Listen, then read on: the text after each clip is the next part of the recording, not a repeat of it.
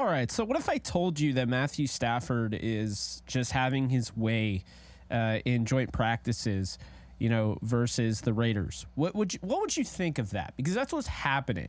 All sorts of Raiders reporters. I'm not at camp. Okay, I'm not at joint practices, but all sorts of Raiders reporters are coming out and saying, look, Matthew Stafford is going against good coverage. He's not having a lot of time to throw, so that's a little bit of a minor thing, maybe a major thing down the road. The defense is getting to him, but the pressure doesn't matter because Stafford is just putting the ball where it needs to be. He's not missing throws. He's using his pinpoint accuracy. And to me, guys, I'm not going to overreact over camp. I'm not, but I'm just going to let you guys know, like, kind of my takeaways of what I'm hearing. This is Matthew Stafford, who is probably a lot better than he was last year. And understand when I say this, Matthew Stafford last year really didn't get a chance to have any of these practices with any of his weapons. He couldn't build a rapport. Why do you think Cooper Kupp had such a, the target share? It was all Cooper Kupp and Tyler Higbee. Because if you look at it, Van Jefferson's injured. Allen Robinson was working with John Wolford. We kept hearing how Allen Robinson was dominating training camp. Okay, why didn't that happen? Well, John Wolford was the one throwing him the football for 99% of training camp. So at the end of the day, we were given all this stuff that basically, the elbow injury was a big deal. And I take full responsibility kind of, dodging that, saying it wasn't. I think it was more so, I thought it was a media narrative, but no, instead, Stafford did what he could to keep that under wraps. He didn't want to affect the season, so shout out to him, obviously, for going out there playing good football, or at least trying to, behind a porous offensive line and an arm, elbow injury that was really bad. Andrew Whitworth brought this up on a show recently. And, he was saying, he's like, I wish people saw how bad, Stafford was in pain with that elbow and what he was going through throughout the season. It's like, hold off on the offensive line conversation. Hold off on Allen Robinson not getting a chance to build a rapport with Stafford. Stafford wasn't himself, but he pushed through it. There was no excuses. There's no excuses from Stafford.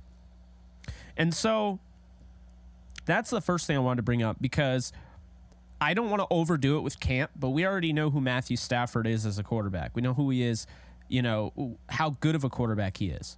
The question is, with those injuries, right? So how bad can this thing get? And I mean, it can get pretty bad. If the offensive line can't protect him, that's going to be a problem. But the question shouldn't be how bad can this get. The question shouldn't be if Matthew Stafford is going to be able to stay healthy. The question should be, how good is Matthew Stafford if he does stay healthy, and how much does that impact the Los Angeles Rams team that won 11 games with a second-year quarterback in Jared Goff with, the new head coach at the time, Sean McVay? Are we underrating this team? Because it seems to me like there's no chance in hell. We've kind of already come to this conclusion. There's no chance in hell this team is going to win a Super Bowl, but they will, potentially make the playoffs, or they're going to be so bad that they're going to be picking Caleb Williams. It seems like there's no in the middle here. And so, what I would say is that, look, Matthew Stafford is having a really good camp, and that is not just a little bit of something to be thrown out there. It's not to take it with a grain of salt. The same people who put emphasis on Brock Purdy throwing 10 interceptions in training camp and then come around and say, Stafford, it's just training camp. No. You just made training camp more important than we thought.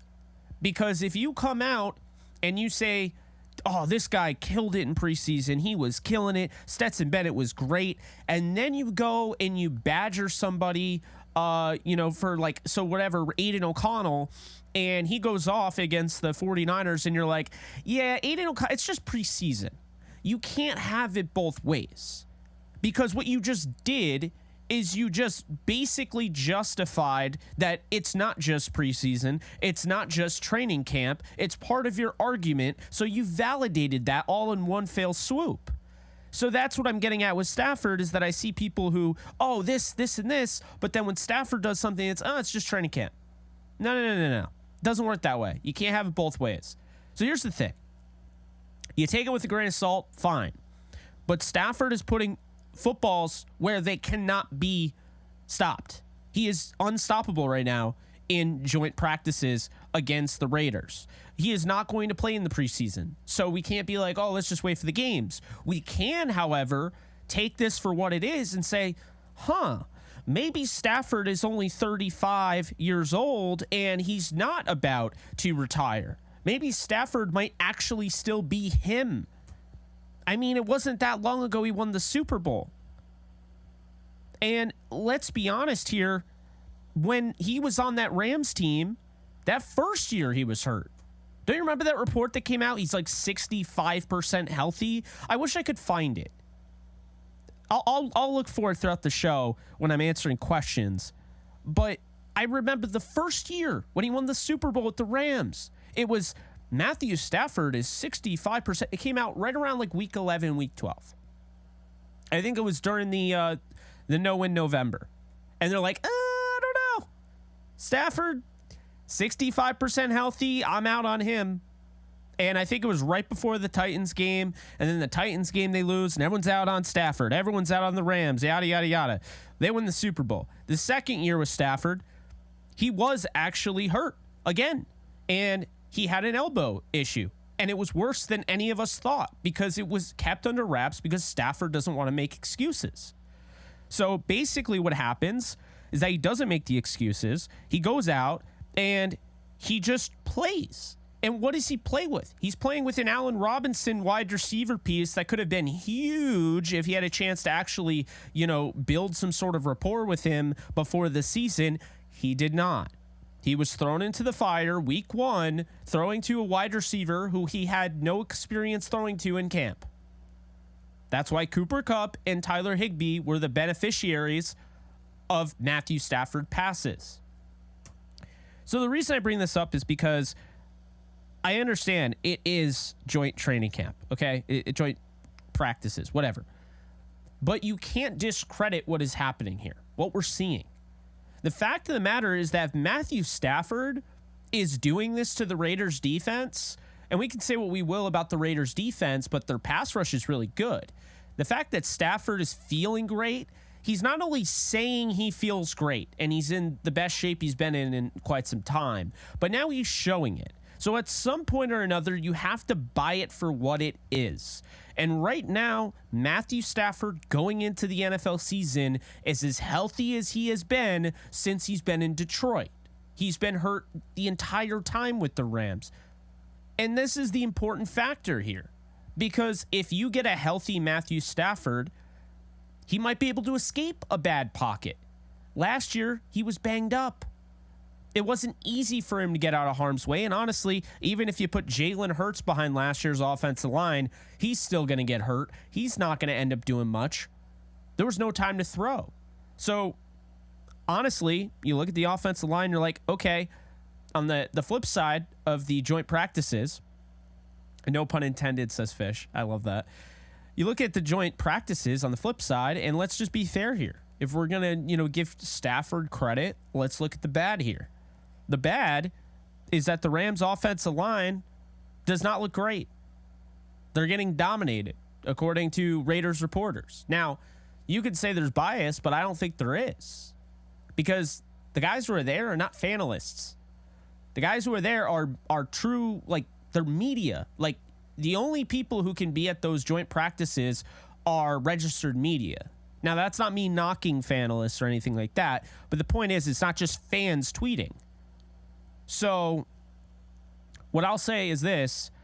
The offensive line's struggling. Okay. They have time. They have time to get it together. They still don't know who starters on the offensive line are going to be. They have a good idea, but it has not been determined yet. They also have not played a ton with each other.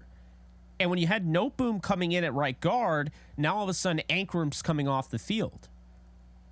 So by having these position battles, they haven't really been able to gel. And now Noteboom is doing individual workouts and Ankrum is back there, right guard. And you have a chance to kind of, fail together, build together, all of that. Havenstein walked off the field on his own power. I don't want to put too much stock into the offensive line. What I want to do is point out that people are putting way too much stock on the 1v1 offensive line defensive end drills. Those are great and all. Okay, they're fun to watch. It's fun to evaluate, kind of give an idea of what a guy's toolbox is on both sides. How well this guy, what his anchor looks like, things like that. And I watched that at the Senior Bowl 3 years in a row. I loved the one-on-ones. It was one of my favorite drills when I would go to the Senior Bowl and scout players. But when we're talking about, what's conducive to finding how good an offensive line is going to be this year, that is not it. It is a 5-man unit, okay? They are a chain. I've said this so many times, you guys are probably tired of it, and I am sounding like a broken record. But last year, think of the offensive line that you start off with as a metal chain. When you lose a player, like the Rams did immediately, they lost their center in Brian Allen, and then Coleman Shelton gets hurt, you're replacing the chain. Now, that metal chain, you're replacing 2 links with paper, okay? That's the backup. No matter how good the backup is, the backup does not have the rapport with the other offensive linemen. Do you know why? Because they haven't worked together in the offseason. They were not starting. So when you do that, now they're paper. And you go down to the 3rd string, and now they're macaroni.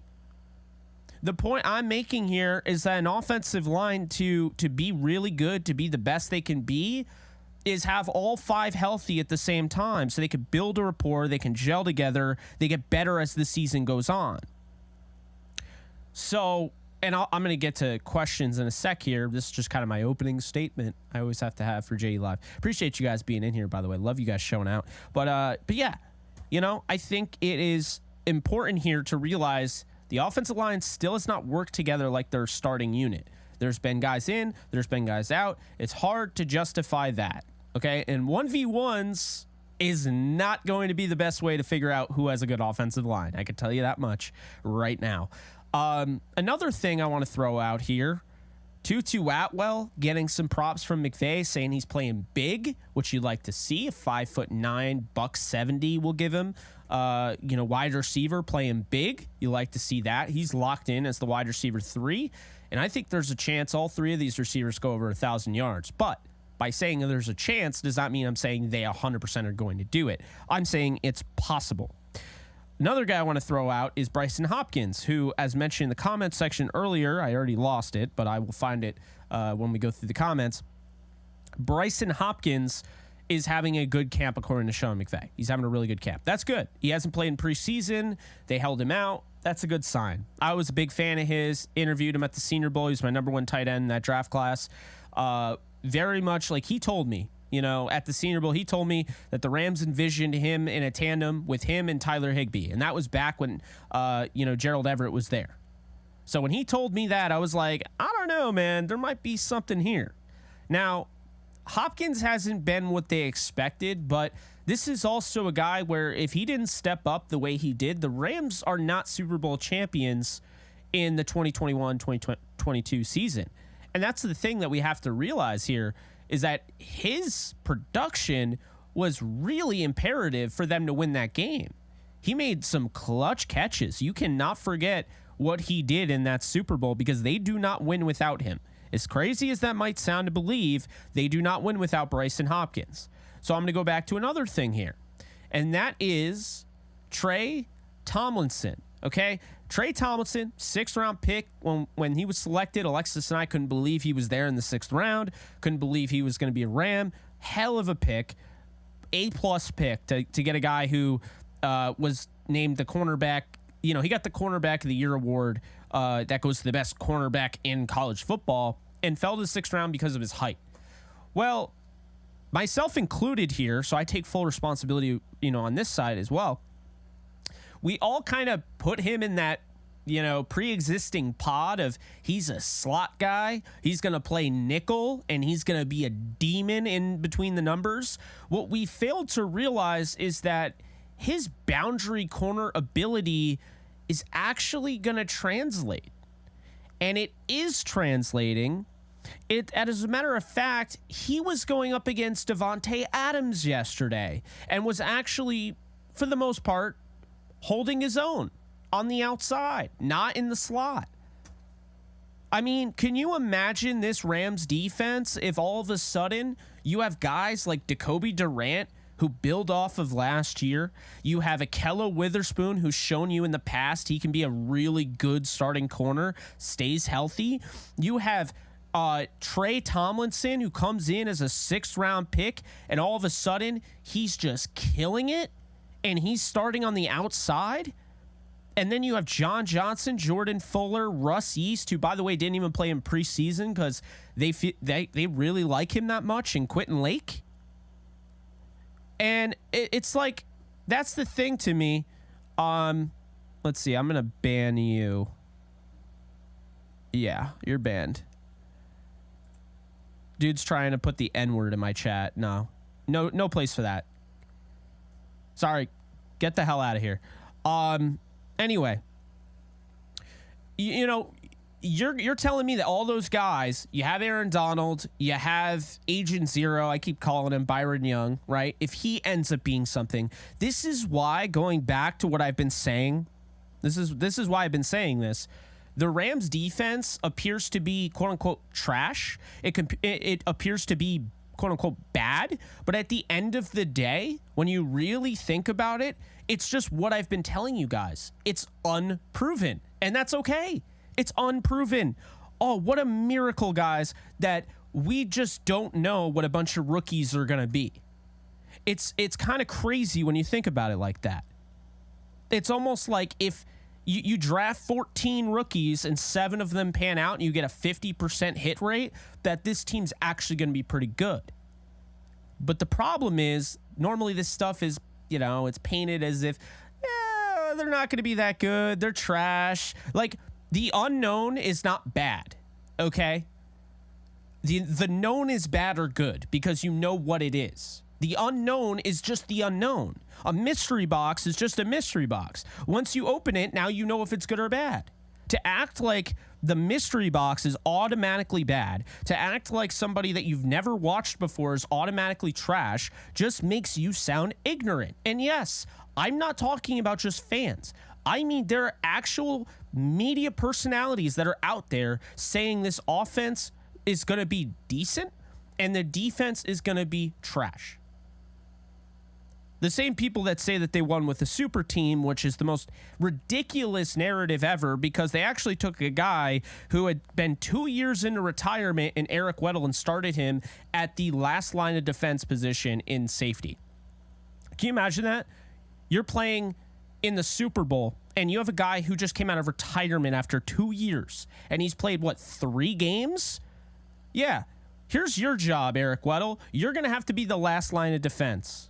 So don't let Jamar Chase or T. Higgins beat you over the top and we win the Super Bowl.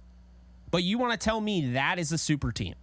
Signing OBJ because the Browns are a poverty organization and treated him like crap and cut him midseason, that makes them a super team.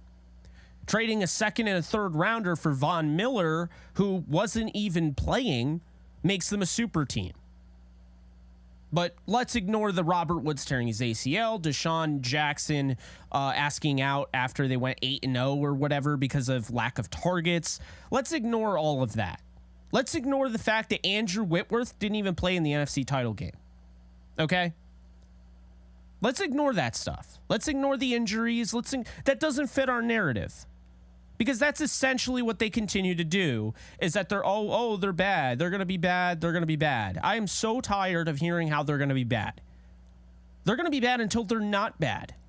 And then what's going to happen? What's the narrative going to be if Trey Tomlinson ends up being a freaking problem in the NFL and he's shutting it down on the outside? What's going to be the narrative then? If he's already going up against Davante Adams, I don't even care what he's doing against Davante Adams, chat. I don't. He could get burned for all I care. The fact he's out there tells me that the Rams already think he's worth going against Davante Adams in practice. That's what I care about. That's the notable part for me. And everyone gets so hung up on where Puka Nacua is going to play. Who gives a rip? Puka Nacua as a 4th receiver this year and Demarcus Robinson as a 5, all of a sudden this wide receiver room sounds like it could be pretty darn good, no? It doesn't matter if Nacua is the 3rd or 2nd or 4th or 5th. This wide receiver room is actually solid. Basically what happened is that the media lied to you. And if you actually watch the Rams games, you follow the Rams content, you know this team, you stick to your mind, then you're not going to get poisoned by that nonsense. And what's going to end up happening is that you're going to realize that this team is actually better than what the media wants you to think. This is why I stick to my guns. It's why a lot of you stick to yours. Because most of those mainstreamers did not watch 17 Rams games last year. I can tell you right now, they didn't watch them 4 times over each one like I did, and like some of you have. They did not torture themselves after games. They did not come here after every single game, go live, and have to talk about a loss. I mean, that's the thing, is that the media, as soon as a team stops winning and they win the Super Bowl and they stop winning, they're not relevant anymore. Those people are not watching Rams football games because those Rams teams, that Rams team last year, they knew ahead of time this team is likely not going to be playing in February. I don't need to do my homework. Saves me the effort. Now these same people want to pretend like their word is gospel. Get out of here with that nonsense. So anyway, that's my opening statement. Went 25-minute JE rant. You know how it works. Hope everyone's doing well. I assure you, I'm not mad at you. I had so one time I did this show, and I think it was like my parents or whatever. I think my dad or something. My dad thought I was screaming at somebody when I was doing the impression of Jason McIntyre. My parents were genuinely worried that I was just ripping someone's like face off or something. I don't know. It's funny because I get passionate because I care. Because if you don't care and you're not passionate, then why the hell are you doing something? You know? So that's me there. Jeremiah, thanks for the correction. Divisional round, not NFC Championship game. But still, divisional round against the Tom Brady Buccaneers. That's worth talking about. I'm going to start with the kick comments first because there's not as much as YouTube, and then we'll go into YouTube. Deb W, thank you so much. A healthy Matthew Stafford is a great thing. It's just if they can keep him upright. Yeah, exactly. 100%. Jake, do you know what's going on with Note Boom? Sean was very vague. So I'm not going to read too much into it, but I will say that to your credit there, Deb, this is starting to sound kind of like he's on his way out. We've kind of suspected he could get traded. They're going to get peanuts for him in a trade is my prediction. I don't even know if he's going to be on the roster. And if he is, he'll be a really nice swing tackle, a good 6th man, if you will. But I can't guarantee that he's going to. So there's that. So that's a good, I like the comment there, Deb, and the questions. I appreciate it. Noteboom is the guy to look out for because there's a chance that they'll probably, they'll probably trade him for peanuts. But yeah, anyway. Let's not read that comment unless I want to get canceled. What a dumbass. You go on a freaking stream and you type in the N-word, like, bro, what are you doing? Get a life. These people want to be, like, entertained. Everyone, like, this is a community. We all want to grow. We all want to have fun. We all want to interact with each other. Like, forget all that nonsense. Like, get that shit out of here. It's not part of my brand at all. I do not accept it. I have a no tolerance policy. I will ban you. I don't care how many times that you've watched my videos. If you throw that shit around, get the hell out. Like, seriously, I'll be Dave Grohl at a Foo Fighters show. I'll kick you right out of my show. I don't care how many albums you have. He has this no tolerance policy for fighting. I'll be that guy. I don't care. I do not care. Do not use that. Everyone is welcome here, including other fans of other teams. Get the hell out of here with that crap. Jack, has anyone announced who will be starting on Saturday? So the funny thing is the Rams put out a social media graphic and it had Stetson Bennett in there versus Aiden O'Connell. So I would assume that Stetson Bennett is going to start, I think it's going to be pretty much what we already saw. I don't think we'll get to see guys like Demarcus Robinson. They took out pretty quickly, so I don't think we'll see him. I don't think Skoranek. I think we'll see Puka. I still think they want to get, they want to get these guys reps, even if they feel really highly that these guys can I can't even talk. They can contribute this year. They want to get the rookies reps. That's the smart move. I definitely see that. But as far as like anyone, no one's been announced starting. I would think that Bennett starts, but we'll see. I mean, to be fair to Rippon, the guy didn't really get much of an opportunity. They didn't really let him throw it, so I could see them going with Rippon for longer. But we'll see. We'll see. I mean, what's up, A-Train? KDSR, how we doing? A-Train's feeling it. Let's effing go. Travis from Lockdown. Okay, Deb, let's see. Rams O-line is really, Deb W. Travis from Locked On Rams keeps saying the Rams are going to be so bad because of all the rookies, but can't a rookie turn out to be really good?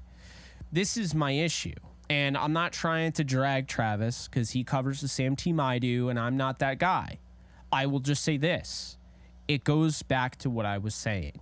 A mystery box is a mystery box. Once you open it, the value goes up or it goes down. It is not going to, stay, you know what I mean? Like, a mystery box is nothing. Like, you don't know what it is, but it doesn't mean it's bad or good. It's just a mystery box. It's just like, I don't know, man. Like, that whole idea that a rookie is bad. Oh, they're starting a rookie. Yeah, do you know who else was starting rookies? The Kansas City Chiefs. They rode the coattails of a 7th-round rookie running back in Isaiah Pacheco.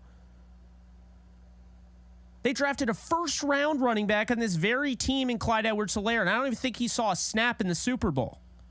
They went with the 7th-rounder. The 7th-rounder. Isaiah Pacheco out of Rutgers. Like, come on. They started 2 rookie corners in Jalen Watson and the guy's name who's totally escaping me. Like, the guy from Washington. I don't know why I'm forgetting his name. Mick. I can't. Travis. I don't even know. The point is, they were starting rookies on that Super Bowl team. Rookies aren't...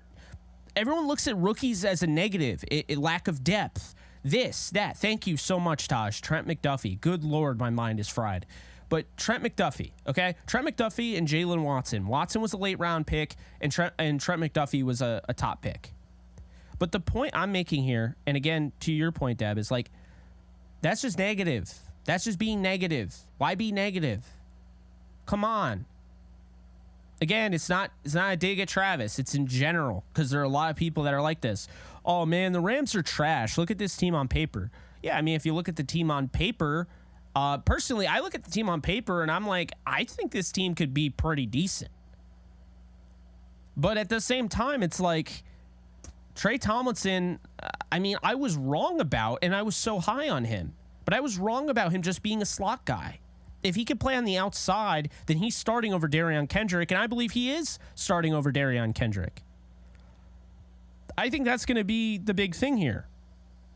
So I'm pretty excited about that. You should be excited about the 6th-rounder that played a national title game, that showed out at TCU, that won the award for best cornerback in college football, to be starting on the outside with Jacoby Durant, who led the league in interception return yardage, and Ahkello Witherspoon, who I've mentioned multiple times before he got hurt, was a top 20 corner in the NFL.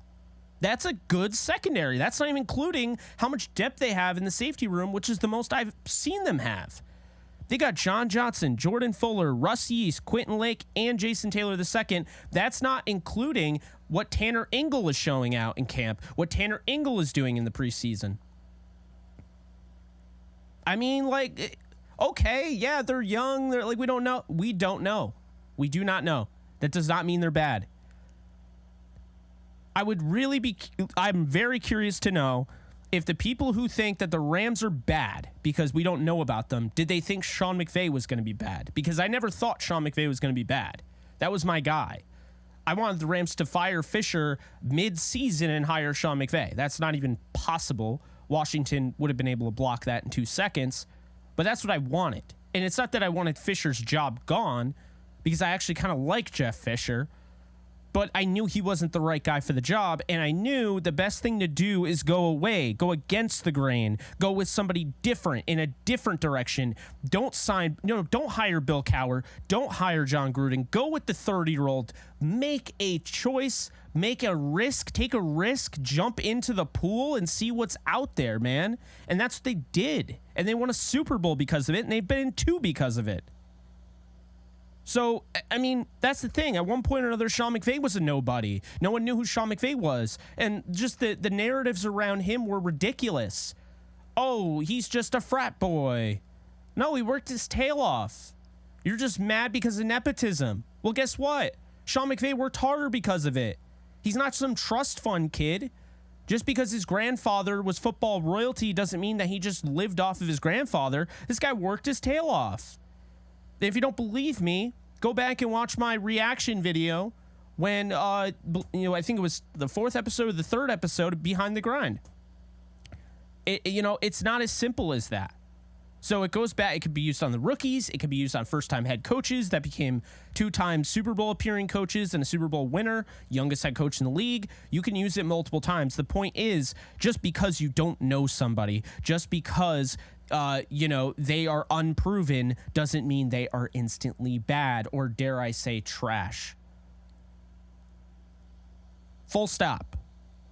Anyway, Kobe and Trey, I'm very excited for that. The offensive line will be the magic killer. We'll see. Hopefully not. What's up, Briley? Jeremiah? Wow, you guys are going crazy right now. Monkey King, what's up? Mark Xavier. Definitely starting over DK. That's the hope. Nothing against DK, but I want to see Trey out there as much as possible. All right, cool. Now let's go over to YouTube. I'll try to catch up on these comments. Briley, how you doing? Jack, Fernando, killing on the podcast. Appreciate you. Why are you not a mod? There you go. I changed it. You're always in here. Shout out to you. I just gave you a mod, whatever the hell, the blue thing. People like seeing their name in blue. People like feeling important. I don't know if you care about being a mod, but you deserve it. You're always here. So thank you. Good to hear Matthew Stafford is back to gunslinging the ball again. Let's go. I totally agree with that, Charlie. Really good to hear. Puka torching the Raiders. Yeah, that was beautiful throw, man. Like only where Puka Nacua could get it. That's why I'm so excited about Stafford. Do you need a mod, A-Train? I'll make you mod. It just takes a little bit longer on Kick. So let's see here. Oh, guys, just so you know, I know a lot of you wanted me to get Madden. I'm 15 followers on Kick away from having to buy Madden. So if you want me to play Madden on the stream over there, then you'll have to go and follow me. I'm only 15 away. Also, I am doing a giveaway. And if you haven't already, just wanted to point out, if you want Madden 24, I am giving away a copy. You just have to be following, the Kick channel. That's where I do all sorts of stuff. We had a great, by the way, I wanted to thank everybody. We had a great JE Live on Tuesday where we did a film breakdown, and it was awesome. It was awesome. We had a ton of people. I had up to 35 people on Kick. So that's great. Let's see, Glock 9 dicing him up. Yeah, he is. Saw Adams coaching Tutu at practice. Glad to see him taking it seriously and becoming a better route runner. Terrence, I agree with you. And I think that's the thing is Tutu has that ownership. He's willing to put that on the line. Fernando, you were the one that brought up Hopkins. Looking really good. McVay is happy with him. Love to see that. They should go after right guard. Nopum is falling apart or leave him at left tackle at his strength. Yeah, I mean, I don't really know what to make of Nopum because I'm not out there, but I know he's dealing with some injuries. He's banged up, which is not great. So I do feel for him there. Cam Akers fighting with Crosby today. Yeah, so the Cam Akers Crosby fight, I think, is just, obviously tensions rise. Also, guys, it is hot as hell in California. I don't have to tell you guys that, but it's hot as hell in California. And then you put pads on. You got all sorts of weight on you and you're running around. I mean, you got guys trying to rip the ball out. Yeah, there's going to be tensions and tempers flaring. So I don't think it's anything out of the ordinary. But they both have no fighting policies, which I do like, because the whole point of the joint practices is not to outclass another. It's really to get both teams better. And you're talking about the Rams and the Raiders having some sort of alliance here because they don't play each other this year. Okay, that's the great thing about these alliances, is that the Rams and Raiders joint practice, these guys aren't even playing each other throughout the season. That's the beauty of it. So they're like, hey, we can get better. We'll have a temporary alliance. We don't face each other at all this year, and we're probably not going to face each other in the Super Bowl. So let's just see if we can get each other better. I love that. I'm all for that. So yeah, you're just trying to get the most out of those, and the fights disrupt that. So that's why they have the no fighting policy. What's up, Corey? O-line are getting through easily, I heard. Yeah, I mean, there's definitely going to be some concern with the O-line, but I think they're going to be fine. I will say this. I think a lot of those drills and a lot of these like camps and whatnot, they don't favor the O-line as much as they do the pass rusher. So, I mean, that's what I'll say there. What's up, SoCal? How you doing over on Kick? Appreciate you. Let's see here. Hit the like. Yes, thank you, LA Rams. Definitely hit the like button over on YouTube. Let's see. Jake, my man, what's the buzz on these Noteboom trade rumors? Fan-created buzz? I think it's fan-created. I think it's speculated, but I think there's definitely a potential there. So I could look into that for you guys and get back to you. Check with my source on that. But I haven't heard anything of that. It's not like I've been reached out to about that, so it's not like it's imminent. But I don't know. Well, I'll get back to you guys on that for sure. O-line might take a while to gel. That's the thing. And by the way, we're getting close, but we're not super close to the NFL season. It's still August 17th. There's still time to gel. So we shouldn't go that far. Should make a like button for Kick and Twitch, said Monkey King. I don't know. I like how they're different. I don't hate the no like button. Jake, I remember when you started watching, you were at 100 something followers, bro. You're now at 400 some. Wow, you're growing. Love to see it. We'll try to keep donating. Appreciate you, Briley. Really do appreciate you. Yeah, we're growing. I can't believe we're almost at 500 followers. I think you guys want me to play Madden that badly. Jake, did you see them going after a vet edge after cuts? Ambence, I think it's possible. It depends on who gets cut, and if because the thing is that veterans, if they're true veterans, they don't have to go through waivers. So the Rams would have to, they'd be able to sign them.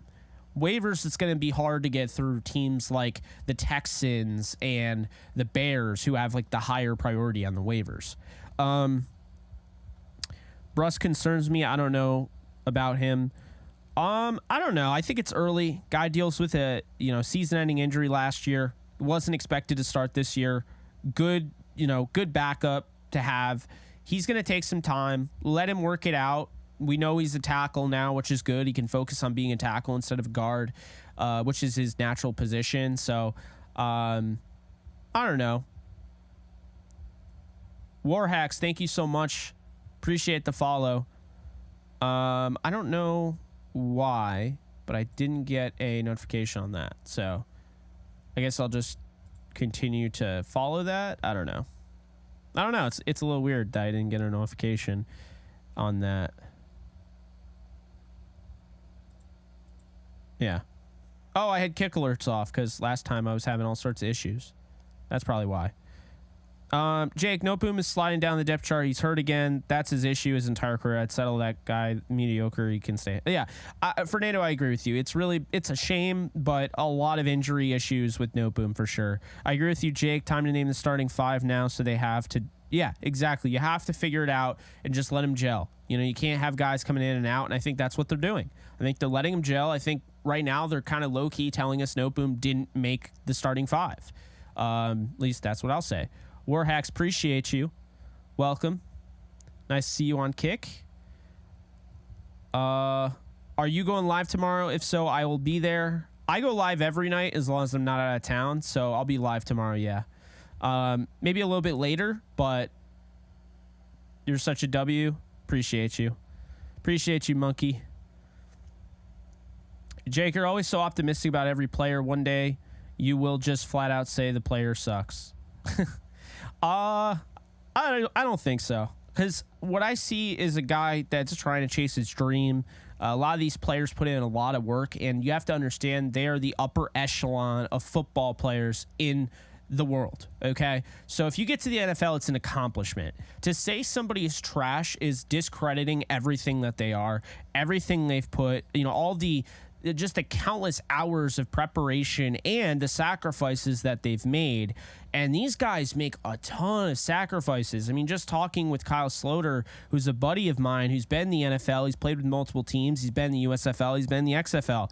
We talked about it, and he's missed like weddings. He's missed family hangouts and family events because he's been chasing this dream. And that's the thing, is that you can't look at these guys like they're a pile of trash. You have to understand that, okay, maybe in the grand scheme of things, he's not as good as Matthew Stafford, insert quarterback here. That doesn't mean he's trash, and I think we can just convey this in a better way that's less disrespectful, and that's always why I don't want to use the word trash. If I'm talking about a movie where, the director comes out and he's a complete psychopath and, maybe murders somebody or something crazy like that, I might trash the movie, Like the whole thing with, I think I've said it before, Jeepers Creepers. Look into that director, all right? Trash. That movie's trash. He's trash. I don't want to deal with it. But I'm not going to call players trash. These are people. And all they're doing is going out there and trying to do their job. It's not their fault they're not good enough to play at that high of a level starting. Sometimes they're thrown into the fire. Like Jeremiah Colon last year was not supposed to ever play in a starting role, but he had to. And people were saying he was trash. I'm like, this guy was trying to get into the police academy, and now he's thrown into the starting lineup, and he's supposed to just figure it out. It's like, look, even Bobby Evans, like people joke about him, say he's trash. Yeah, I see that. But I'm not going to call him trash. He was in the NFL. He started in a postseason game. He's not my favorite. Okay, he's definitely not my favorite Ram, and I'm going to criticize him, and I did criticize him. Criticized his mental processing at the NFL level. I didn't call him stupid like people would do on mainstream media, like they're doing to Trey Lance, if you haven't seen that video I made. But I just said, like, evaluating from a football standpoint, he's just not it. He's not a starter. That's okay. He's a replacement level player. That doesn't mean he isn't a good football player. He's a good football player because he's playing at the professional level in the NFL. So that's why I always avoid using that word trash. I don't like it. I think it just belittles everything that they've done, all the sacrifices they've made, the injuries they go through, the risk involved of playing the sport. I don't look at these people like they're trash cans, okay? And to a degree, I might have gotten a little bit too far on that, calling what's-his-face burnt toast. What's-his-face? Eli Apple. I'm sure with, like, mental health and everything, like, I'm sure that's not great, okay? So I try to avoid that stuff, like belittling players and things like that, because they read it. You might not realize it, but they see all your stuff. They do. Just like I see everything that people are posting about me. The difference is there are a lot of people that will doom scroll and they'll just see people ripping them and they're curious, so they keep looking. I mean, I see you all on Reddit. I see you guys. The John Johnson news I reported. We'll wait until the facts come out because Jake doesn't get reports right. I see you. Don't think I don't. I see you. But anyway, I agree with you, Jake. All right, saw that. Matthew, how's it going? He's been a member for almost 2 years. So big shout out to Matthew. My plugin doesn't work anymore, so I can't put your comment on the screen. But it is on the screen. I just can't make the cool highlighty thing. Matthew, what up, Jake? Guess next month I will have to be hanging with you 2 years next month, and you haven't kicked me out yet. I never kick you out. Let's see. Nah, you're goated, man. Everyone knows you too. Like everyone in here knows you. Everyone knows like big W, from Matthew. So El Bozo got ratioed. Oh, that was the dude that came in throwing the N-word around. Yeah. So I've got a bit of YouTube football problem these days, but I'm so tired of seeing Raiders hype videos from their camp and how awesome they are. Then on our side, all I see is how the Rams are trash.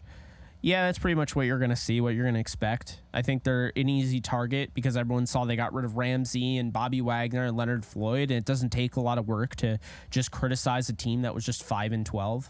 I think that's really what it comes down to. I mean, really, analysis and doing homework is considered work, and some people are lazy. And if you're in that industry and you're like, look, I put this, and this time in, I don't have time to go and research the Rams. I don't have, if my producer wants me to come out with, teams that are going to fail this year and I haven't done my research, I'll just be like, the Rams, they went 5-12 last year and Matthew Stafford has a spinal cord injury. That's what people always say. You can tell they're just like, they're just taking the low-hanging fruit, essentially, instead of actually doing the research.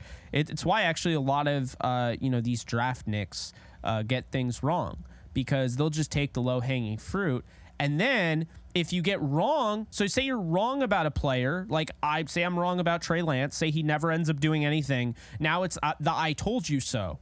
And then they want me to give them credit because they said Trevor Lawrence, who everyone anointed as the golden boy, hit. It's like, okay, I mean, you know what I'm saying? It's like, what's it like in Jeopardy? You have somebody that consistently is doing the 500 questions or the 400 questions, and they're missing some, but they're hitting on some. It's like the guy who does the $100 question, gets it right, and it's just like, yeah, and you're like, well, 100. I went for the $500 questions, and you're telling me, you're acting like what? How is that a flex? Like, they're asking me what year paper was made in, and they're asking you what the color of grass is. We are not the same here. Like, the challenging. But anyway, that's what I'll say about that. Let's see. What's up, Exotic? Real Goat, how you doing? Football is back, yes. I hope I didn't break your eardrum. I have no idea how much that carried. I apologize. I can scream, but I would rather not do that and blast your eardrums out. Thank you, Michael. Appreciate you. Deontay, I'm seeing your super chat now. Guys, I'm getting to super chats. I'm sorry if I missed you. I did not expect this chat to be this lively. I love being able to go impromptu live stream and you guys are just there. You guys, I mean, no one does that. People schedule out more, and I don't. I normally just go live whenever I want. I'll schedule every now and then, but just to see people show out every single time that I do one of these impromptu live streams, it means a lot. So thank you. Our defense isn't bad, just inexperienced. Totally agree with you, Deontay. Thank you for the 2 there. Appreciate you. What's up, P-Train? Jake, I don't think the defense is bad at all. I've said this before, Jake. Raheem Moore's soft zone defense is going to be the doom to our season. Don, you and I differ on the soft zone. I do see the definitely understand the point of that, because I think last year it didn't look as great because the offense wasn't putting up points.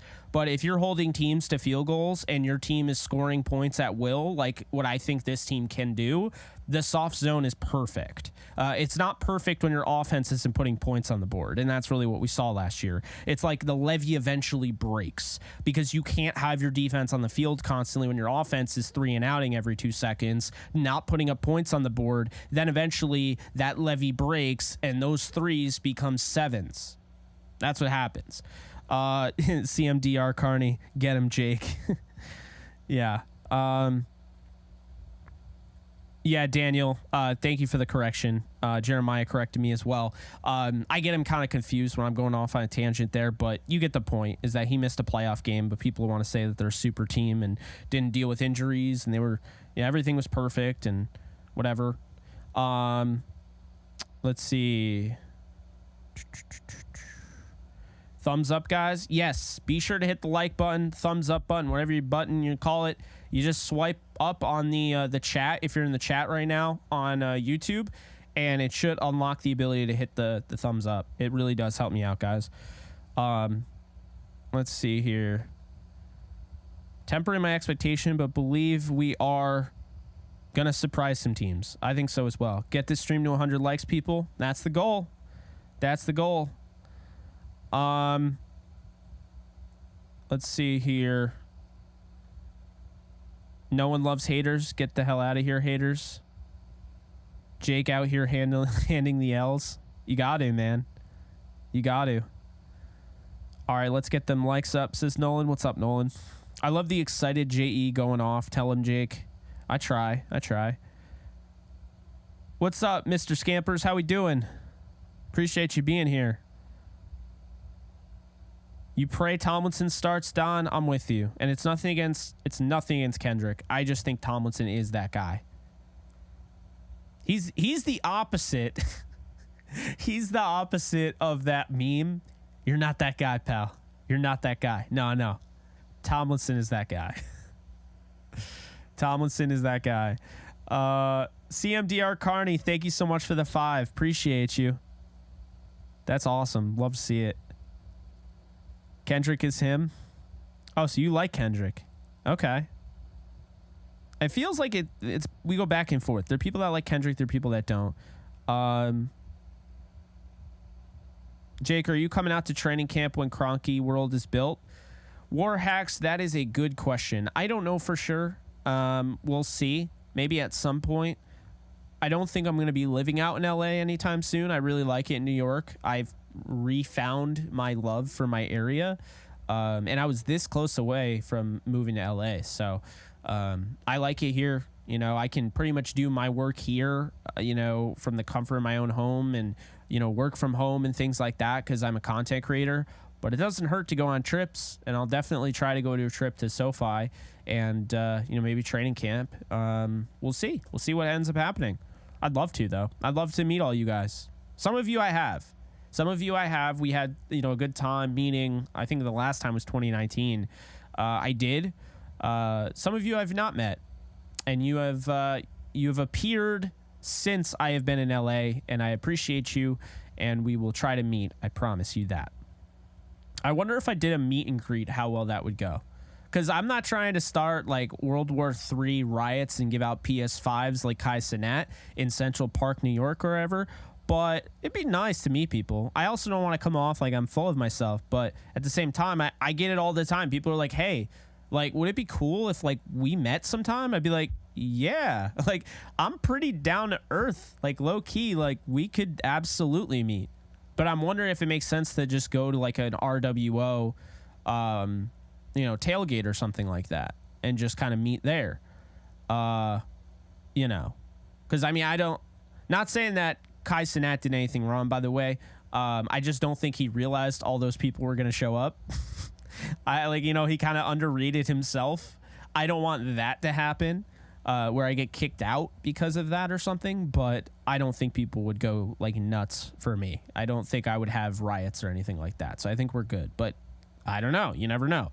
You don't know until it happens, right? Let's see. What's your favorite Rams uni? My favorite Rams uni would probably be the blue and yellow 1970s with the yellow stripes on the sock. Those are my favorite. I love these, though. These have grown on me, okay? The broken horn has grown on me. I think these look sharp. I love the color matching the jersey. But I understand why people don't, and I understand why they like the old horns, and that's totally justifiable. I forget what it's called, the spiral. I told there's like a name for it. But yeah, I would say that's probably my favorite. The worst NFL player is better than the best person who has never made it. Bingo. Once Trey Lance actually gets a chance, I feel he's going to take the league by storm. Seriously, though, I think he's going to be good. Just hopefully he's not still with the 49ers. I'm with you. I think Trey Lance is a guy who maybe right now it feels bad. It doesn't look great. But if he gets out of the Niners or they just give him a chance to just grow, you know, this guy could be something. He's only 23 years old, guys. He's 4 years younger than me. Soon to be 5 years younger than me. Think about that. So, I don't know. I'm definitely not out on him, and I definitely think the media narrative about him was insane.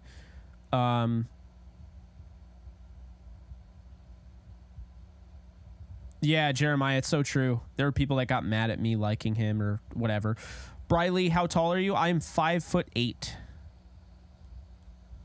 I am essentially LaMarcus Joyner without the ripped profile.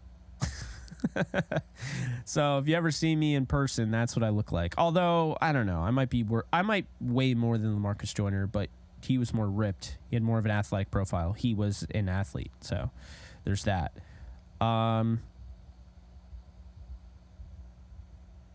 Terrence says Travis Rogers said we need Noteboom, but I think he's on his way out. I say get rid of him. What do you think, Jake? I'm not just gonna get rid of him. I would definitely try and get some value for him if I can, but if not, I'm fine keeping him on the roster. Do they need him? I don't know about that. I think good lord, Alaric Jackson is very clearly the left tackle. I've been saying that for a minute, so you know.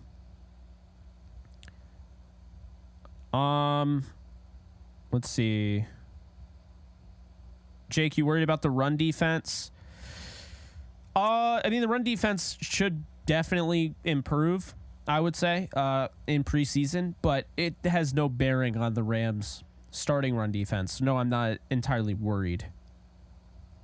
Let's see. I don't know what the thing entails. I'm surely not living my... No, you're fine.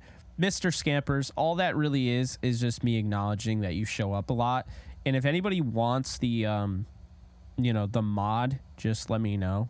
Like, it's not a big deal. I'll do it. As long as you don't overdo it. Don't delete the chat history. Don't block people who have differing opinions like I've had in the past. And yeah, that's pretty much that. What sports do I play? Oh, you're talking to Monkey King. Because I'm like, I don't really play any sports. At this point, I don't play in a men's league or anything like that. I don't have enough time. I'm a full-time content creator. I very rarely get a chance to do stuff like that. Thank you. When we play in Madden right now, guess who just won the Super Bowl? I'm assuming the Rams. Yes, hit the thumbs up. Thank you, Nolan. Appreciate you. I'm solid too. Appreciate it, man. No shit, you gained over 120 subs on Kick since Monday. Damn, Anthony, really? I haven't really been paying attention. I know I gained a lot, but, you know.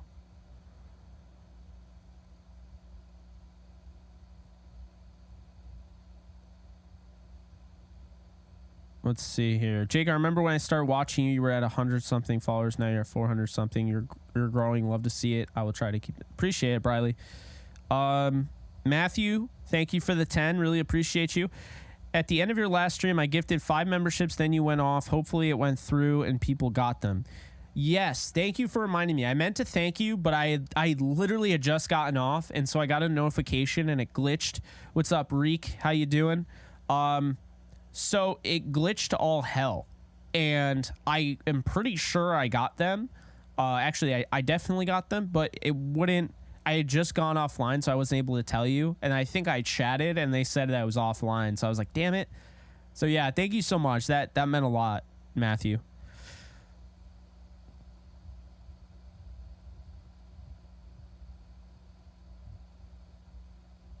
You want to see more of Tyler? I think you'll see plenty of Tyler Johnson this Saturday. Oh, you're SoCal, Fernando. I see you. I see you. I appreciate y'all. Yeah, Cam Akers is yoked, Don.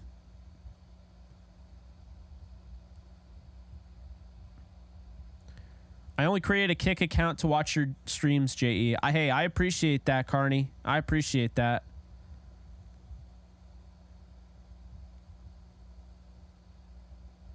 What's TCM? Minus Nowton. I feel dumb.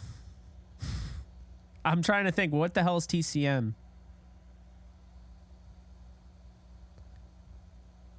Do I think Lance stays where to go? I really don't see a scenario where Trey Lance ends up being the 49ers franchise quarterback. I just don't see it. I think he's going to go somewhere, and I think he's going to ball out, and I think it's going to be like Geno Smith, but it'll be earlier than Geno Smith. I think that's the trajectory he's on. And I think Brock Purdy is going to end up being like Derek Anderson, who had a Pro Bowl season and then fell off the face of the earth. That's how I see it happening. I could be wrong, but that's how I see it happening. Great question, though.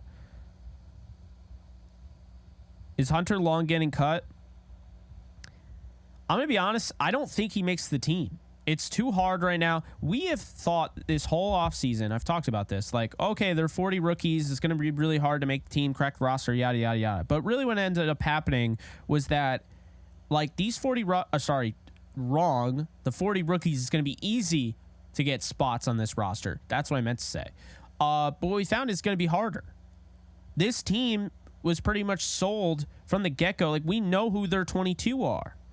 They went out and got Akella Witherspoon. That's about it. Like, you know, we know who the 22 are. And so my biggest thing here is that, like, it was sold to us that this team was wide open for competition. But in reality, this team's deeper than perceived.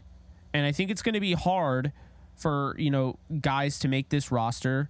You know, like a Lance McCutcheon who made the roster last year, I don't think makes this team. I don't think Hunter Long makes this team. I think there's a chance Robert Rochelle gets cut.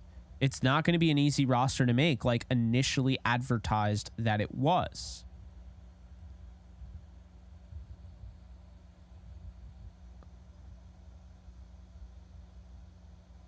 It's funny. I saw somebody tag Jake Ellenbogen. I'm like, oh, nope, that's just Botrix.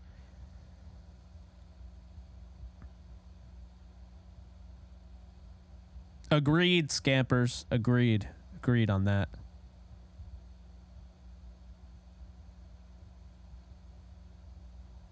Is there any chance Stafford throws 45 touchdowns this year? I think there's a pretty big chance he does. I think there's a very good chance he does. Jay Rides asks, what's up, by the way? What would you say Tutu has that a Tavon Austin, JoJo Natson didn't? This is a great question because I'll tell you right now. Tutu has route running ability, but he has like the attention to detail on his route running. It's so detailed that he can create separation. And when you have a guy with that speed, he doesn't really need to create a lot of separation. I see so often people complain about his stature. They complain about how big he is. He'll never get off the line of scrimmage. They're going to press him. Who the hell is pressing a 4.2 speed guy off the line of scrimmage? Also, Atwell's stronger than you think. I see a lot of times, this is another misconception. Tutu Atwell needs to learn how to block, man. He can't block. Yeah, he can. He can. You just looked at the 5'9", 170 frame, and you're like, he can't block. Can't block.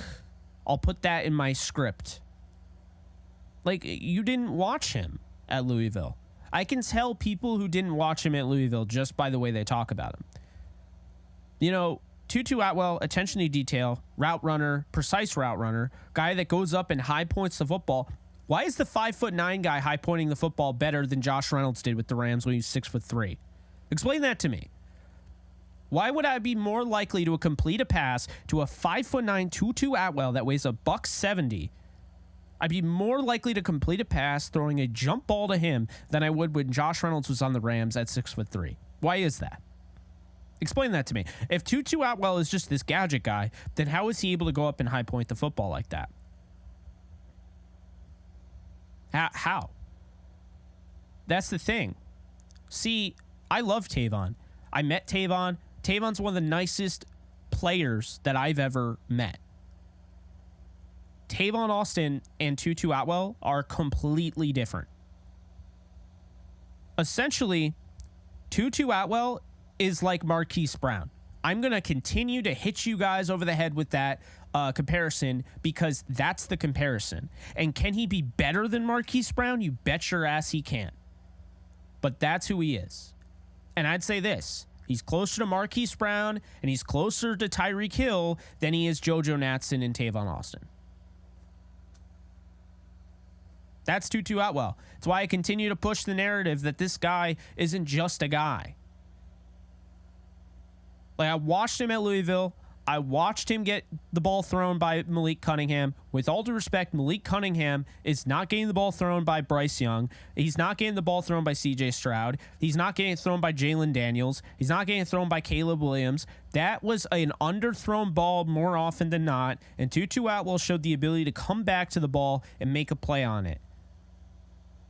My issue with Tutu Atwell coming out is that I thought he was a one-trick pony based on the 3 games I watched. I want to bring you guys into where I was coming from, because I had a 6th-round grade on him. Why did I change my tune so quickly? Because people ask, as soon as guys are drafted by the Rams, sometimes you're really bad, like you're really off on them, and sometimes you're really on with them. How does that happen? Why does that happen? I'll explain it. Let me just explain real quick. I will scout over 200 players every single year, and that's in 4 months, give or take. I only watch 3 games of each player, because most people do. They don't have time to watch their entire, playography of how many times that they took a snap. Now, I watch a little bit more with the quarterbacks, but for the most part, 3 games and you're out. 3 games and I have enough of a sample size. I wasn't able to get a ton of film on Atwell for whatever reason. I remember it being a difficult pulling teeth thing. So I watched 3 games and I saw a guy who felt like a one-trick pony.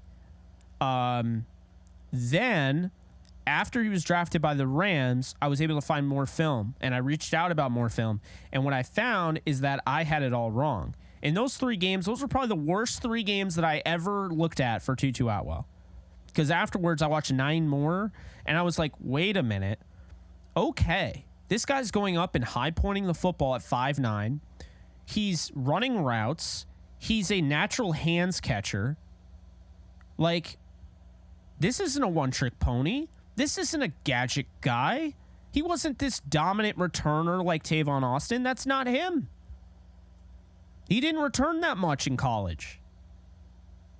So that's when I realized. And I did the same thing with Cam Akers. I saw 3 games of the Cam, and I was like, he's good, but he's a 7th or 8th running back in this draft. And then I went and watched all the games after the Rams drafted him.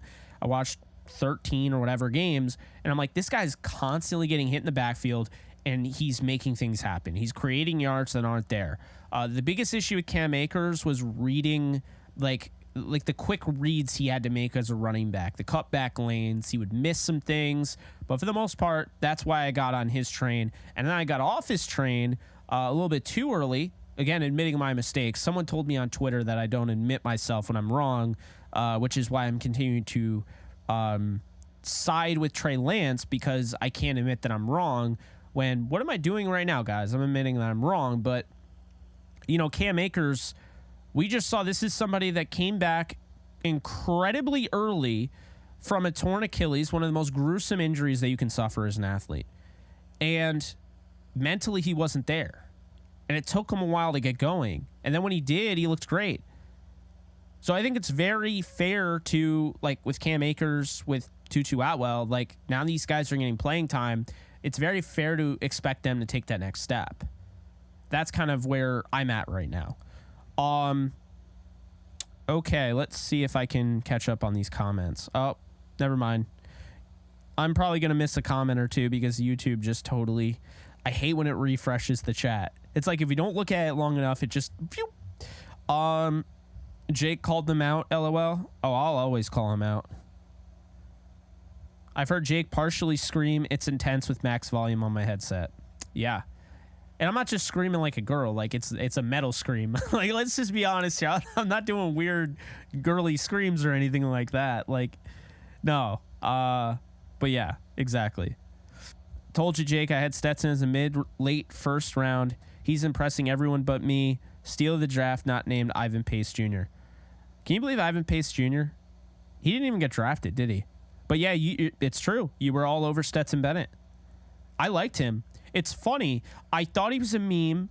I thought he was a college guy that's not going to work in the NFL. And then when I watched the tape, I was like, I feel stupid ever succumbing to the belief that this guy was just a one-trick pony college quarterback that won't make it in the NFL and a meme. I feel stupid to the idea that he was just a bit. Like Stetson Bennett, like especially if you guys haven't seen me since, the Stetson Bennett breakdown that we did on Tuesday. I mean, my God. It's like people don't get. Like, I understand it's preseason, but it still matters. And the fact that that was his first time dealing with NFL defenses and whatnot, it's like, good Lord. The throws he made in that game.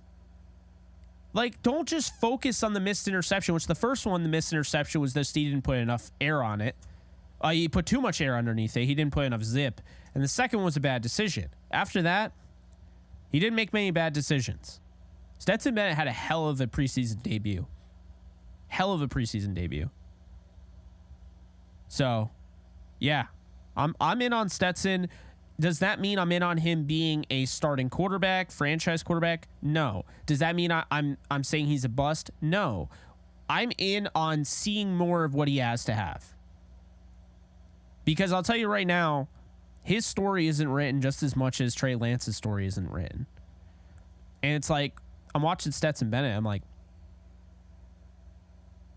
did he really just throw that?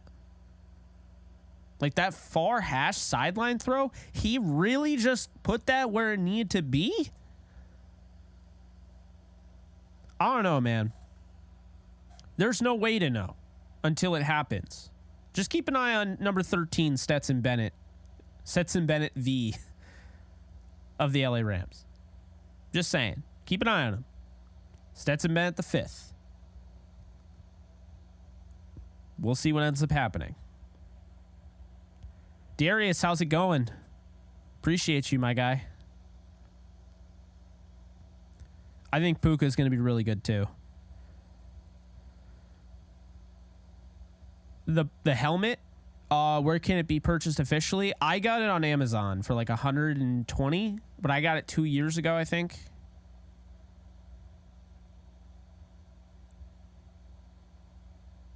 The Rams defensive rookies, my thoughts, GOAT. I really loved what we saw to Trey Tomlinson, which looks like he's just translating that over to the practice field in this joint practice against the Raiders. Trey Tomlinson stood out. I liked Zach Van Valkenburg. Now, I understand you mentioned rookies, and he's not a rookie. But number 51, Zach Van Valkenburg, had a good game. That's not being talked about because his name is Zach Van Valkenburg, and he's not high on the priority depth chart. I did recap, to a degree, the Raiders and Rams joint practices. My thoughts are Stafford looks great. Tutu looks great. Puka sounds like he's doing well. And I was really impressed with Tomlinson. I think the offensive line is getting a little overblown. I think those drills tend to lean more towards favoring the pass rush, favoring the defense. The offensive line isn't always going to be great. So, yeah, that's pretty much all I said in a nutshell. When we getting Trey? Hopefully soon. Hopefully soon, Jordan. Imagine Trey Lance on the Rams. Good Lord. Him with Sean McVay. Jake, what are your thoughts on Ivan Pace Jr., if you've heard of him yet? Yeah, Cincinnati linebacker. I liked him a lot. I don't know how he didn't get drafted in like the 3rd round. Doesn't make sense to me. Does not make sense to me. Going back to GOAT, though, because I didn't forget about your comment. Defensive rookies, Tomlinson. I saw some good things out of Byron Young. I'd like to see, more moving forward. I'm trying to think. Who else? Tanner Engel. Not drafted. Still a rookie. Undrafted rookie. Engel's going to fight to make this roster. He had a safety blitz. Turned into a sack. Had some good plays. Look out for Tanner Engel.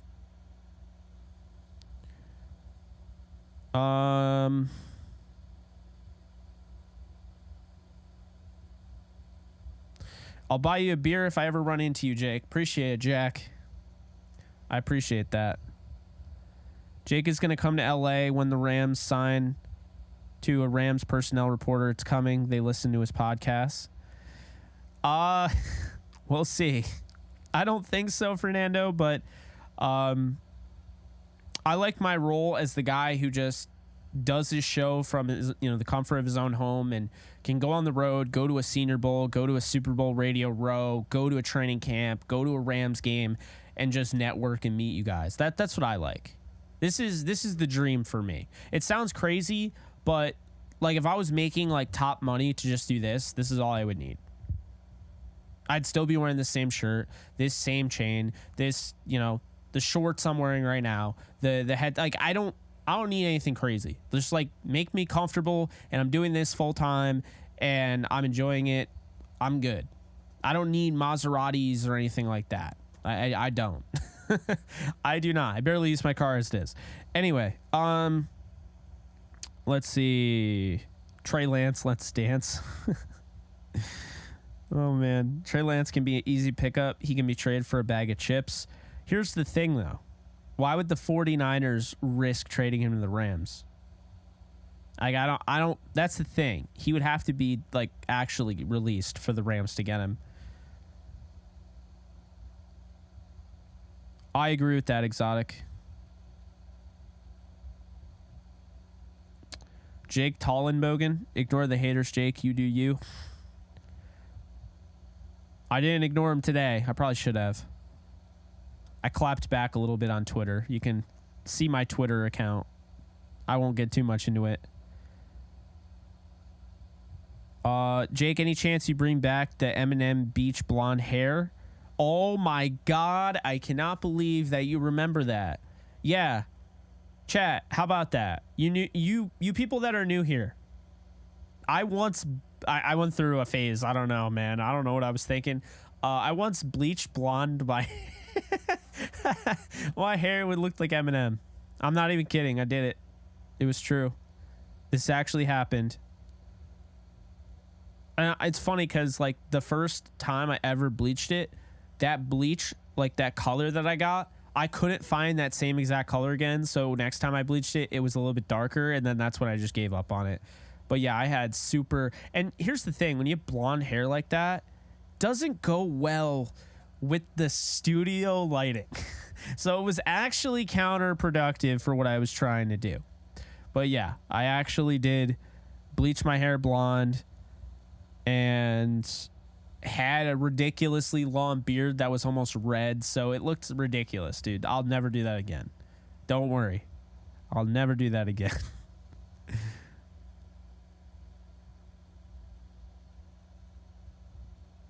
Oh, man. What do I think the defense will be above number 16? I think it's definitely possible this defense is top 15 defense. Definitely possible. But is it a guarantee? No. I think it's more likely top 20, which is still, if they're top 20 and the offense is top 5, the Rams are going to the playoffs. And I'm not going to be concerned. Tutu's ceiling is... All right, I'm going to say this. This is bold, but if Tutu hits his ceiling, okay, he's going to be kind of a tier below Tyreek Hill. That's what Tutu Atwell will be. He'll be like a combination of Marquise Brown, Deshaun Jackson,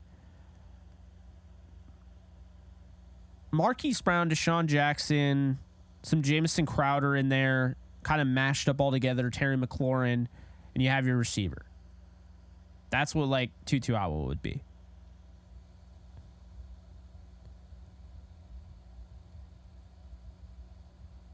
You have Red State. You have.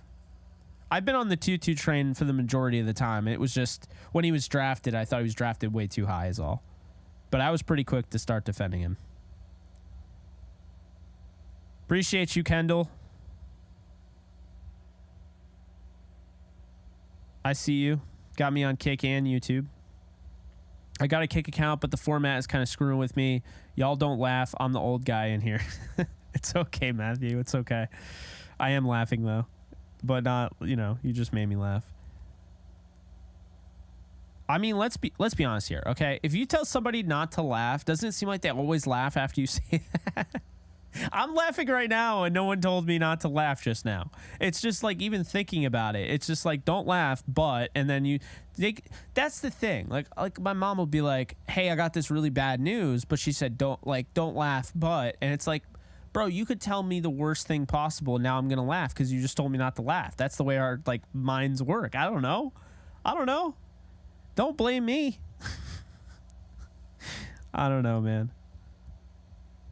I want to see Tutu ball out, so everybody complaining taking us over Creed Humphrey. Yeah, I agree. Thank you, Brett. Appreciate you. Oh, man.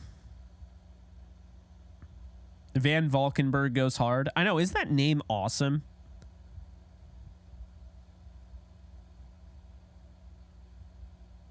What's up, Rico? Glad to catch me live. Hey, appreciate you being here.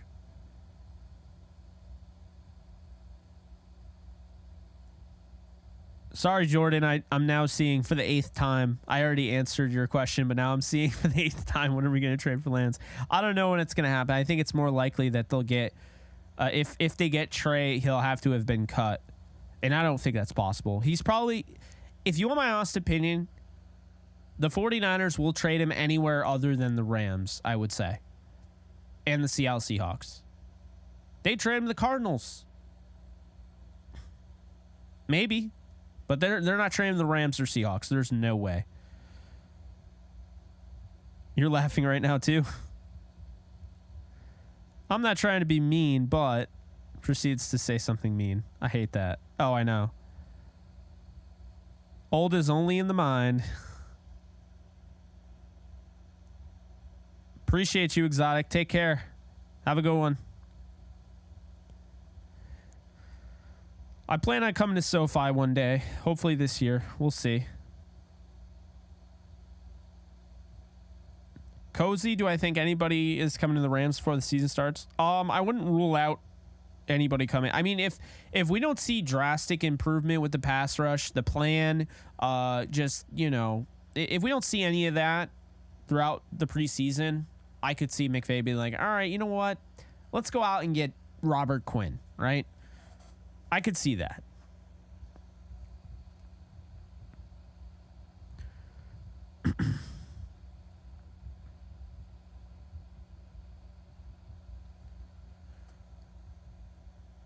Crowder. I mean, he's a faster version of Jamison Crowder probably right now. That's probably what he is.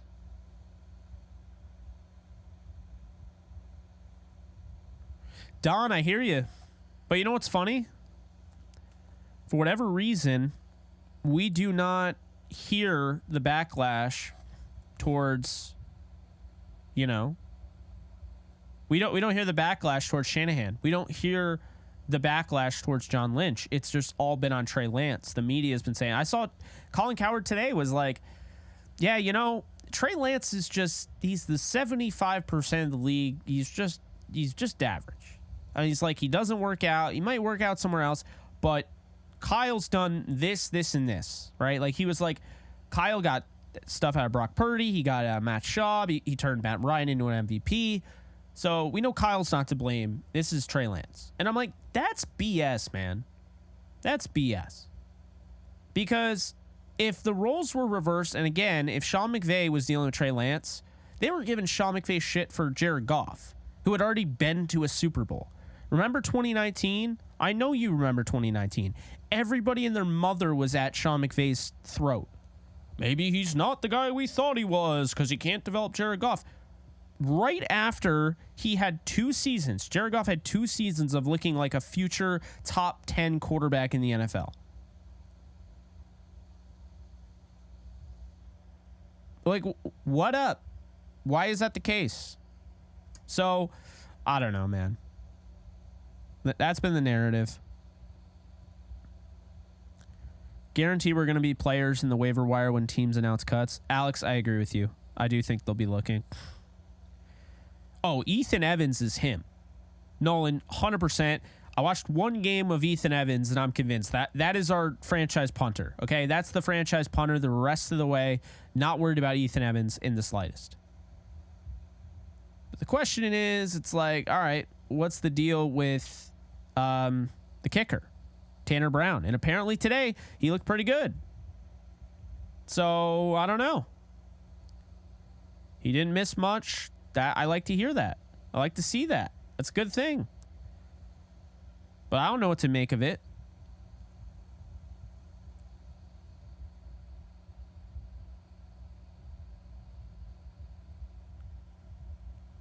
Geez, A-Train. That's interesting. Yeah. I don't know. I'm feeling good about this team. I'm very, very, very excited to have that watch party. You know, same drill, Saturday night, which, by the way, if you guys haven't already, the pinned comment on YouTube right now, kick.com/JKBogan. Make an account. It takes 30 seconds. Go over there, follow Kick, and you'll have a chance to win Madden 24, which I will announce on the watch party. So be sure to do that, because I am giving away a copy of Madden 24. Games are expensive nowadays, folks. Cost $75 if you live in New York. So with all the taxes. So watch party is definitely happening. I had somebody ask me, we get a watch party again this Saturday? You bet your ass we are. Watch party this Saturday night, 9 p.m. Eastern time. After the game, post game, will be on Bleacher Report. So we'll be doing winners and losers. Stock up, stock down. That's what we'll be doing over on Bleacher Report right after the game.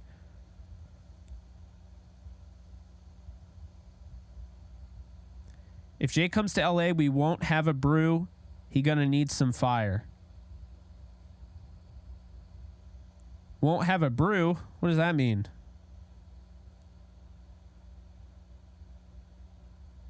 Big Jake grinding for the fans. Appreciate you, Jack. Yeah, I'm looking forward to the watch party.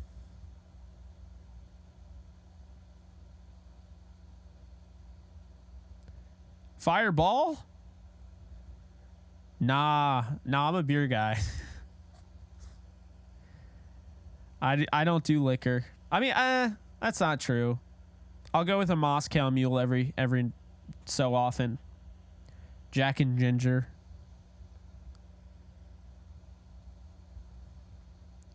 Spectre, what do I think of the Rams O-line going into the regular season?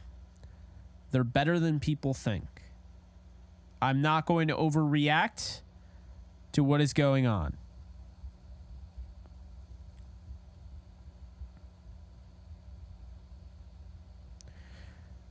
John, I have to say, Jake, we need you to join the mainstream media, apply to Fox, ABC, and CBS. I've probably burned every bridge there just because of what I've said, but it is what it is. I appreciate that. I got to tell you, John, if you haven't been paying attention to the streamers and whatnot, like XQC he got a 2-year, $100 million contract, which is the same as LeBron James, with Twitch, or not Twitch, Kick, just to stream. That's what I want to be. Like, I want to be a streamer who also puts out content. I want to be sports and gaming. I want to be one of a kind. And if I don't know, guys, have you seen, I'm curious right now, in the comments section, have you seen anyone doing what I'm doing right now? I'm just curious. I'm not trying to taunt or flex or anything. I'm just curious. Anish Smurfy, I might have pronounced that wrong. Thank you so much for the follow. Appreciate you. Have you seen anybody doing that? I'm very curious. Have you seen people putting out sports content, like doing 3 podcasts, having a talk show, but also doing gaming, growing 2 separate channels? Like, have you, like, I don't think anybody's doing that. And so that's why, I'm trying to blaze the trail. Trying to blaze that trail, I stand alone. Oh, I had to hold back so hard. I was about to rip the I Stand Alone part in Godsmack's song. I stand alone, but I decided not to. I appreciate it, Red State. The real K-Love, nope.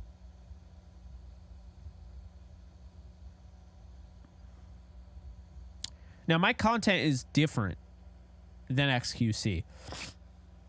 I will never go towards just reaction videos only and just like, it's going to be hard if like we get like crazy people in here, and you guys know it'll be harder to do the chat. I won't be able to read every comment. I probably didn't read every comment today. Thanks a lot, YouTube. But I'll do my best. I'll do my darndest.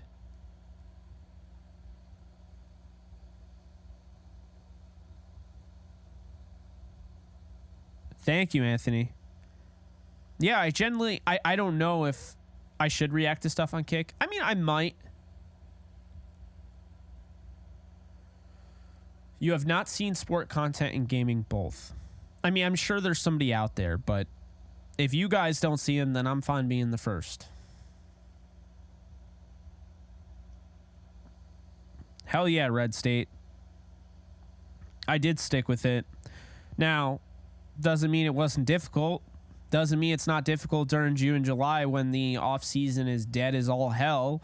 You're not making the same money you would in August. Or did I say August and July? June and July, excuse me. You're not making the same money that you would in August, September, and October, November, and you're not getting the same viewers and you're not getting the same subscriber count. But you gotta stick with it. The dead period is the dead period. It's why I started my Kick channel during the dead period, and I'm glad I did. I was so busy in the deadest part of the off season because I focused so much on building that channel. And I was streaming every night. And I was just gaming. And people ask me like, Jake, do you game off stream? No, I don't. I'm not a gamer on that level. I only game when I'm streaming. That PS5 was collecting dust. Like, this thing wasn't even being used for months. But I was like, you know what? Let's give it a shot. And I'm glad I did. 487 followers, 13 away from having to buy Madden. I'll buy it on this freaking live stream if we get 13 more. I've kind of bit the bullet. I'm buying Madden at some point. You guys got me to buy it, so. We're also giving away Madden. You've seen many RAM channels, a few no gaming. Yeah. Let's get that 13 more on Kick. Yeah, let's see. Alex did it for me. I appreciate that. Stand alone. You had a wrench under my... Oh, yeah, you have a new username. I got you. Because you were Red State Rams. There you go. Everyone's like, yo, I want a wrench.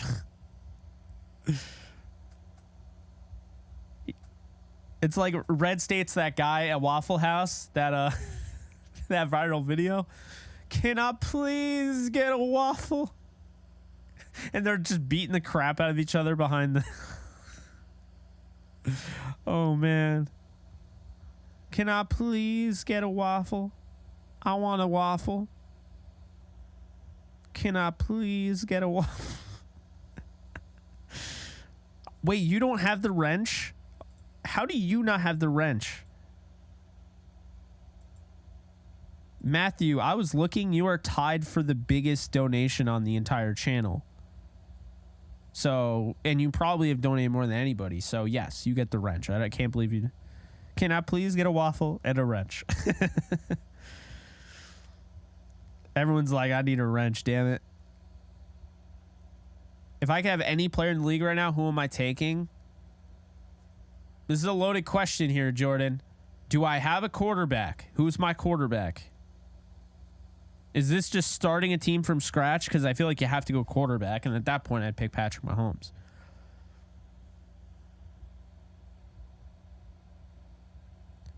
Why flies on tonight, but it can wait? I appreciate you being here, A. Norris. I don't know what why flies is, but I appreciate it. By the way, Jake, by the way you said my name wrong, LOL, it's Kendall, like Dell. Computers, not Kendall. Oh, my bad, KDSR. So, yes, it is Kendall. I like that more anyway. So, thank you for letting me know, because I say names wrong all the time. I do preface ahead of time. I'm probably going to say your name wrong. It is no disrespect. Matthew deserves the whole damn toolbox. The house that Matthew built. Kareem, I'm not really concerned. I think a lot of those drills favor pass rush. They don't favor as much you know, the offensive line. Those 1v1s I do not care about. People are like, oh, Max Crosby. Who's going to beat Max Crosby? He's got the freaking toolbox of moves he can use against you. You're very rarely going to be able to beat Max Crosby 1v1.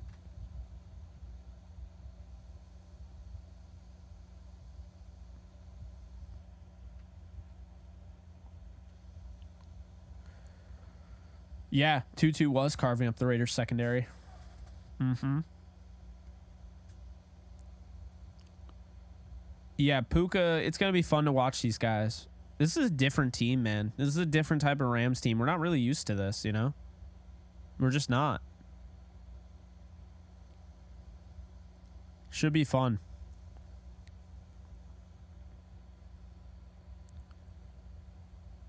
You've been watching for a year and you're just now talking on here? Hey, I appreciate it.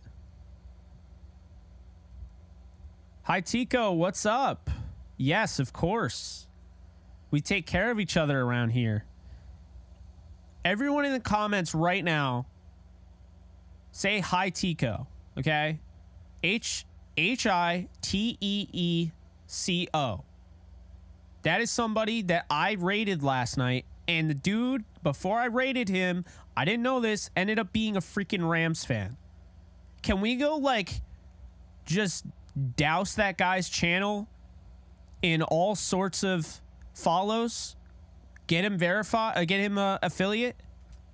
Like, let's do this shit, right?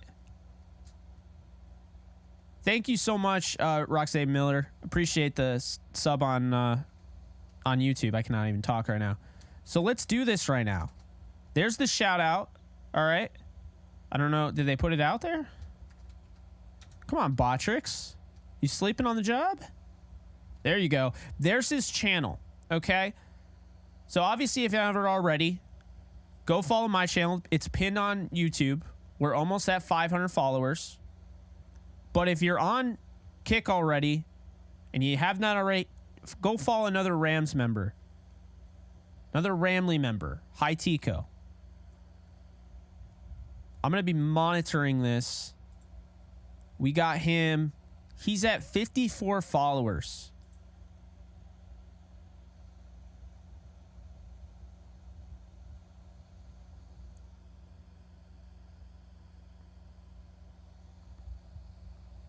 Gotta love this community. Hi, Tico. Hi, Tico. Hi, Tico. Hi, Tico. Hi, Tico. Hi, Tico. Spell again, please. Y'all are the best.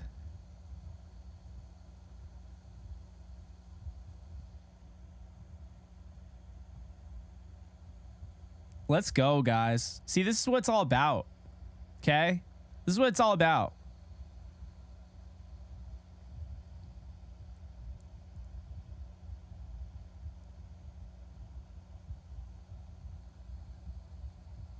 Jordan, I'm trying to find your... If you could have any player in the league right now, who are you taking? Probably Patrick Mahomes if I don't have a quarterback.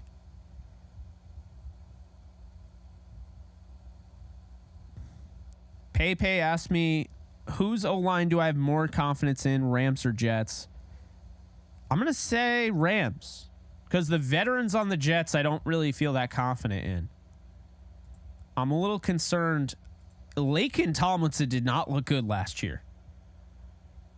We got him at 59 followers, chat. Let's get him to 75, and he's got verified. I gotta stop saying that. He's got affiliate status and can start taking on like donations and stuff and monetizing his account. I mean, you can keep going, but 75 is the goal. I'd love to get him that by the end of the stream. That would be freaking dope.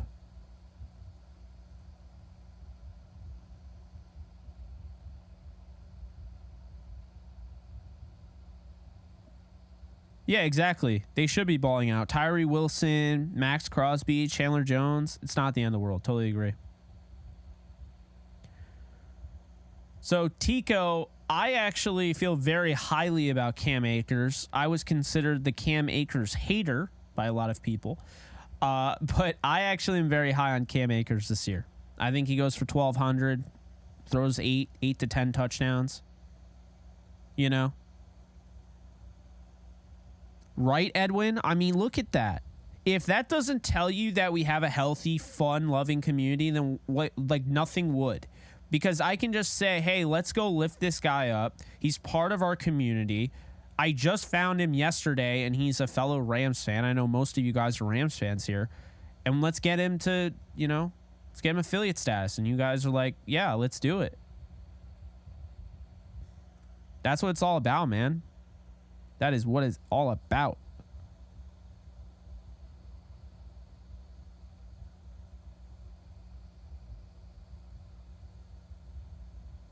What do you mean blaze, Jordan?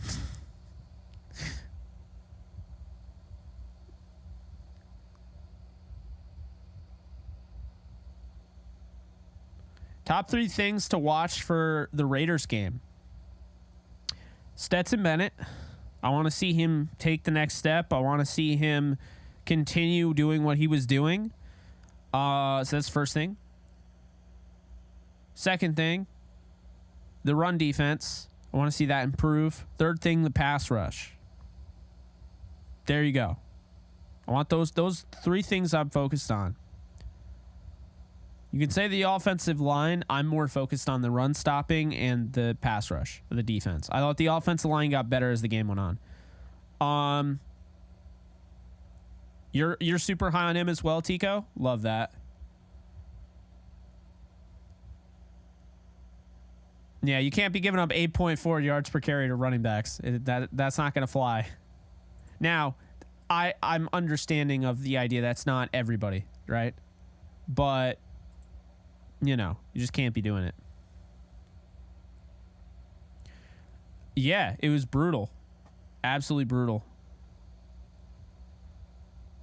1 fight, 2 stadium filled with Raiders fans, 3 boring sideline interviews. Oh, for the love of all that is holy, okay? I love Sean McVay. I love Raheem Morris. I love Matthew Stafford, Cooper Kupp, etc. But for the love of all that is holy, stop doing the dual box. No one cares to see them on the side. Thank you so much, Pete, for the follow. No one needs to see them on the sidelines. I'm not trying to be a jerk, okay? I love the guys. We can see them. We don't need a dual box on the screen.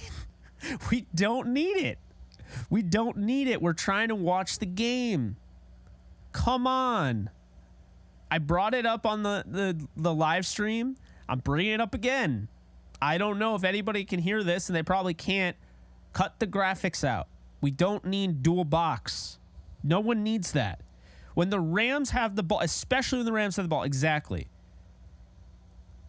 Like, I'm trying to watch Stetson Bennett, evaluate him. You're not even giving me your all-22 tape.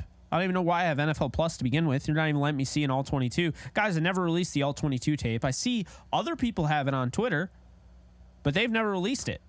I still don't have it.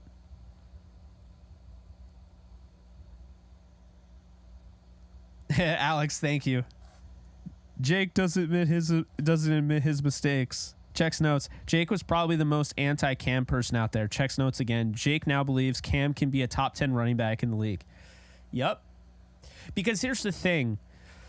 Society would have you believe that if you thought something 3 years ago, you can't change your opinion. Okay? Now, this echoes beyond just sports. This is anything. I'll give you an example, and someone is not going to like this example, but I don't care. Love you, but you're going to understand why. Okay? Here's the deal. You guys ever heard of the pop star Demi Lovato? You probably have. Like, I used to kind of fool around, joke, like, to my sister, like, make fun of it. She was a huge fan of her growing up. Well, Demi Lovato recently went into the rock genre. And she actually, like, is good. And she brings Nita Strauss on tour with her. So what I mean by this, 3 years ago, I didn't, whatever, and I've changed my opinion. It's that right there. Okay? So Demi now does rock. It would be like me holding a grudge. I didn't like Demi before. I can't like her now. Even if she has good music, and even if my ears like it, I can't like her. So the idea that in anything we do nowadays, now that we're so consumed and conceited on the internet, not everybody, but just in general, we can't admit that we were wrong about something.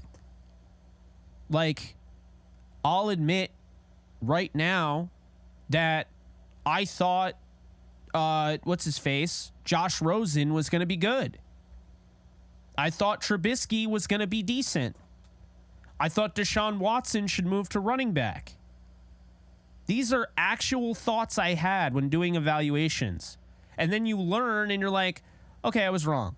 And that's when you have to admit it. You have to put yourself out there and be like, look, I was wrong. And that's the thing. And there are a lot of people that don't do that. They do it like movies. You see, the sign of confidence is when the moment that you stop acting like you are flawless to the world is the sign that you are the most confident that you can be. The people that admit their mistakes are the people you trust the most. The people that hide them, they delete the tweets, they delete videos, they lie. I trust them the least, right? I'm sure you guys do as well. Being flawless, being perfect is not possible. It doesn't exist. It's artificial. It's deleting things. It's saying that you didn't say something when you did. It's not admitting to it. And that's why, like, for me, I'll be the first one to admit when, hey, appreciate you, Jordan. Thank you so much for the 10, my friend. That's love right there. But, like, to me, if you get something wrong, just admit it. Be better next time. I really appreciate that, Jordan. Where the hell is your... I thought I made you a mod. All right, here you go. Moderate. You got the wrench. The wrench is yours. Long overdue. But I think just, I don't know. It's not just sports. I think just, we as people, I think we can learn from our mistakes, and that's what I do. And let's just also remember that there's going to be knowledge that comes out. There's going to be things that we learn that change our views. It's okay to change your opinion. It doesn't make you a flip-flop artist. People are so concerned about being, like, coming off like they flip-flop all the time. You're going to flip-flop. You're a human being. Things change. I mean, James Franco was like the top actor at what people love. James Franco. He gets canceled and now no one talks about him. Times change. Things change. Tom Holland didn't exist. Then he became Spider-Man. Now he's one of the top young actors in Hollywood. Like, it's okay to admit that things are going to change. Colin Kaepernick at one point was an unstoppable force on the offensive side of the ball for the 49ers. Guess what happened? Defenses figured him out. And his offensive, coaching staff told him he couldn't run anymore. RG3, ever heard of him? Second quarterback behind Andrew Luck. Andrew Luck is immediately, okay?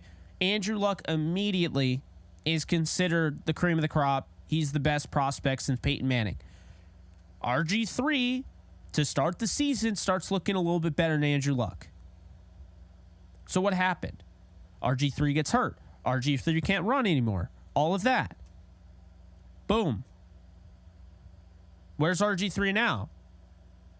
Like, things change. Does that mean RG3 wasn't good? No. Does that mean Colin Kaepernick wasn't good? No. It does not mean that. But things change, and it's okay to realize, like, okay, I was wrong. I'll make, Here's a guy I was wrong about. Yankees left fielder. He's not there anymore. Clint Frazier. I swore by this guy. I said he was going to be special. I said there's no way in hell I'd put him in any trade whatsoever. I'm not trading him. He's a prospect I want them to continue to build around. So what happens? He gets a concussion. He's hitting 170. And the Rams DFA him. They get rid of him. Gone. I was wrong about him. I thought he was going to be special. Yes, it did, Jordan. It definitely did. Thank you. I thought I was going to be wrong about him. He goes to the Cubs, and he wasn't good. So,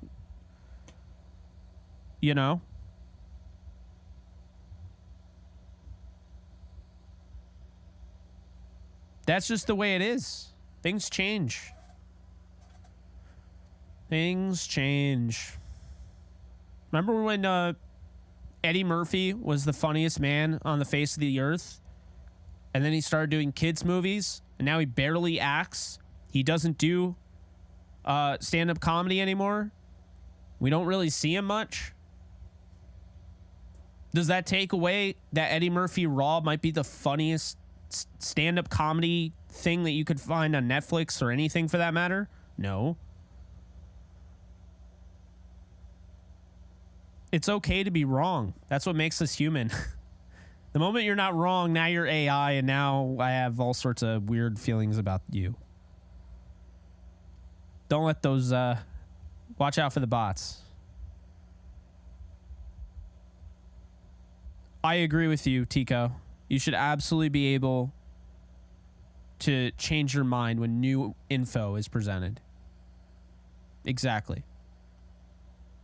That's why initial reactions should be listed as such. My initial reaction was that Stetson Bennett on Saturday, last Saturday, had some good, had some bad, and some ugly. But when I was able to go through the tape with you guys on Tuesday, I came to the conclusion that even though I thought I was high on him, I wasn't high enough on him. So, yeah.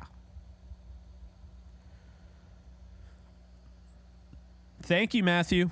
You take care, my guy.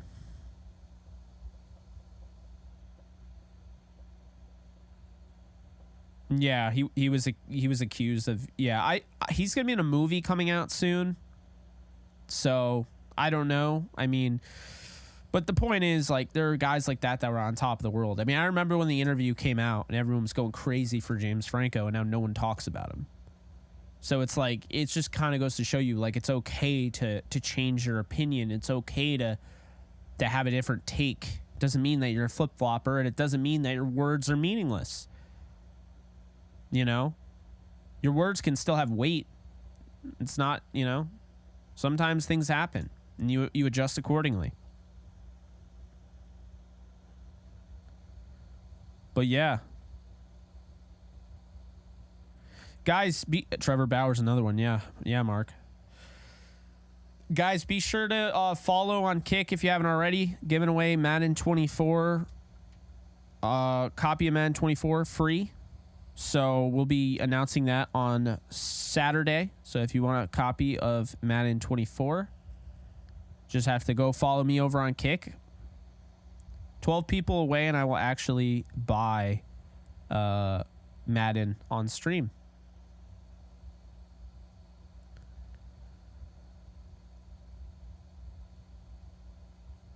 It's okay to be skeptical about Bennett. He's a rookie. You don't want to float too far to the side of he's a guarantee. You don't want to float too far away from the side that, he's like a bust. Like, it's, you know what I mean? I think it's fair. I mean, I was skeptical on Puka Nacua having a role this year, like at the level of people were saying. And I didn't buy the hype. And now he's getting, receptions from Stafford in practice. It's like he's clearly out there with the ones.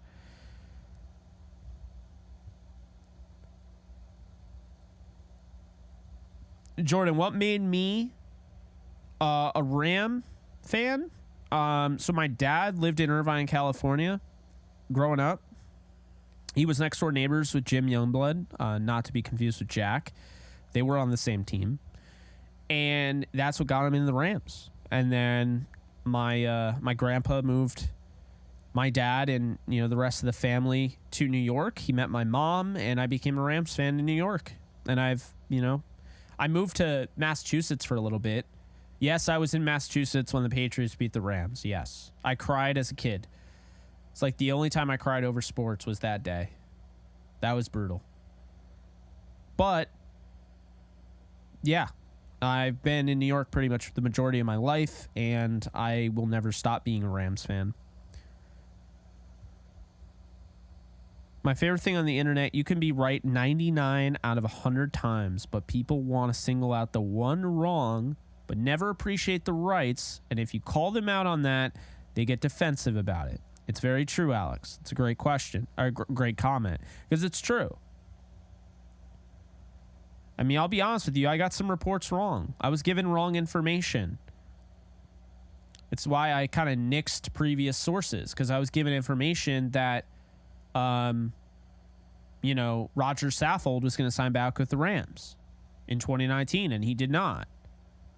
And so I ran the report as that he was going to, and then not long after, he's signing with the Titans.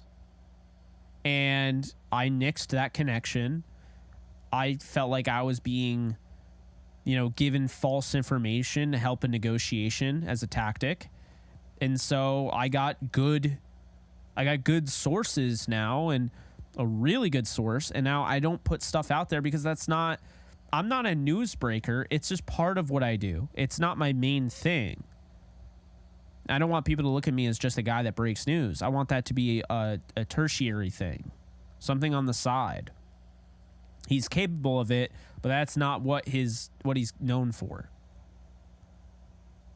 And it can help. It can be used as a buffer to make yourself bigger, get more audience. That's what I like it for. But I'm not trying to be the news guy. But I am in. So I will give out news when I can. Red State, you get it. Breaking news is just a bonus. I'm not trying to be one of those guys that just always has the news. I have the news, but I also have the analysis. That's more important. But back to what Alex is saying is I got some ones wrong.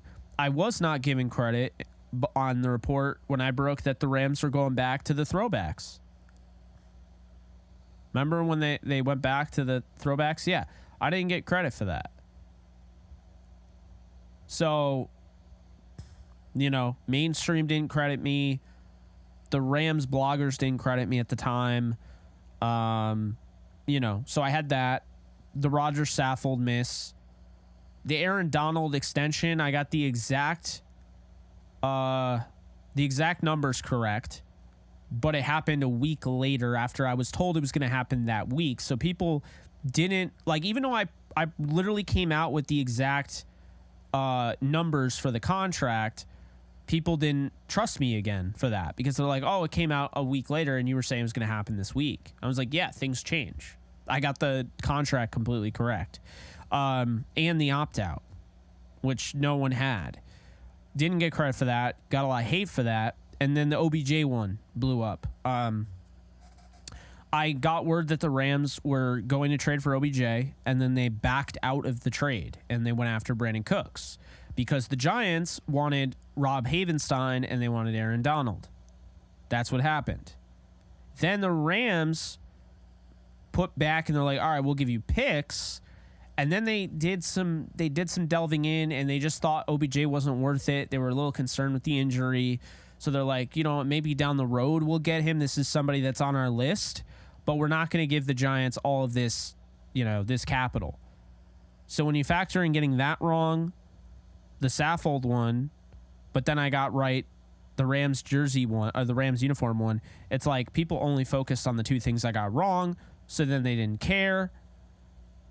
And then really what ended up happening, guys, is then, I start covering the draft, and I broke the Stetson Bennett pick, the Davis Allen pick, the Warren McClendon pick, Desjuan Johnson. I broke a bunch of picks live on stream by By the way, did not get credited for them, but I broke them before the NFL Network or ESPN showed them, before the Rams even were on the clock.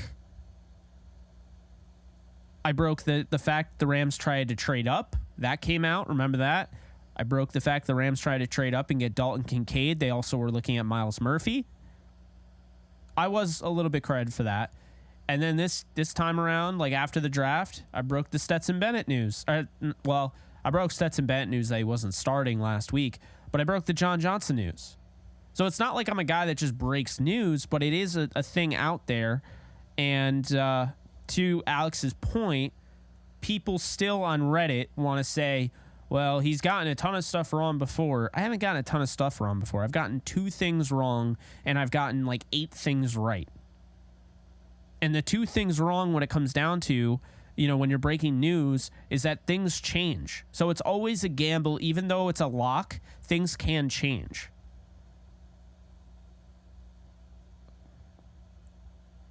What about when you said we would get Honey Badger?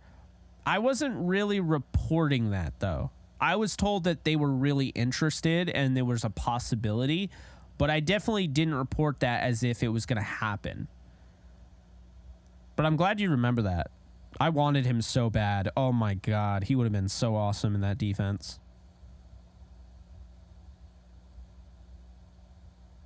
Johnny, thank you so much. I really feel like this was our best draft show. To be able to hang out with you guys. First off, the viewership was incredible. We really just went to another level, I thought. Secondly, to hang out with you guys gave us so many donations too. That was amazing.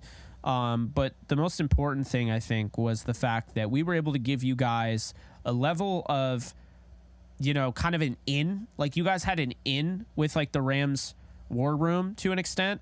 That I've never been able to put that, I've never been able to push that before, but we were able to do that, and it was really cool because you guys would hear, and the Rams weren't even on the clock yet on TV, and I'm telling you, I'm talking to Alexis, I'm like, yeah, I think they're picking Stetson Bennett here, and she's like, what? I was like, yeah, I'm reading Stetson Bennett Rams, so then they go up and they pick Stetson Bennett, and it's like, shit. This Jake guy might know something.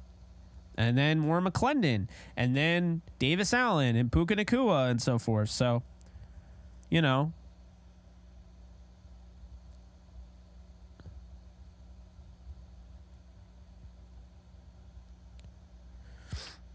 should feel good about yourself, Jake. Put out more info than other Rams channels for real.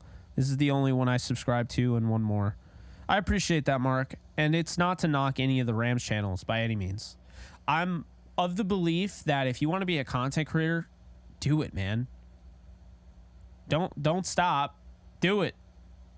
Why wouldn't you do it? What's the worst that can happen by putting yourself out there? You've just set a bar. Now crush that bar. Oh, but Jake, it's going to be terrible. I don't care. My first video was terrible. You haven't seen it. You know why you haven't seen it? Because, well, maybe some of you have. But it was out there on Facebook. It wasn't on YouTube. I think I reposted it just to remind people that I came from this to this. I was sitting on a broken futon that was splitting at the middle. My microphone was a Triton headset for the Xbox. I don't even play Xbox. And it was slightly broken. And I was doing it on some HP computer that was basically about to die.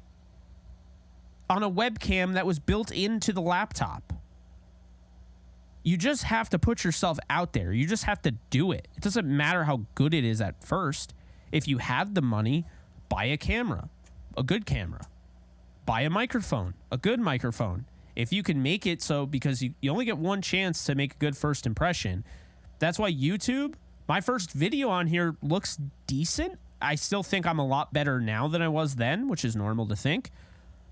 But my first video is, you have quality camera. I'm using an EOS M50 Canon. I got with the Stimmy. It was like a $500 camera. But the point is, like, just start. If you want to make content, just start. I'm telling you right now, you're going to need a side hustle. It's 2023, and the economy isn't getting any better. So you're going to need a side hustle. Most people. Not saying everybody. Most people are going to. whether that's door dashing, making content on YouTube, Kick, Twitch, Facebook, Insta, TikTok, I don't care. You definitely want to find that side hustle. Just telling you right now. If you need it. There's a reason why if you polled a bunch of kids in a second grade classroom today what they wanted to be when they grew up, a lot of them would say streamer. We can look at that as a negative all we want, but the fact of the matter is that a lot of people are realizing making content is the move. It's not for everybody, but if you're thinking about it, just do it. Just do it. What's stopping you? The haters? I deal with haters every day. I said Demi Lovato had a better rock album than Miley Cyrus, and people they were trying to snatch my IP. They were sending me death threats. I had to take down certain pictures of my family.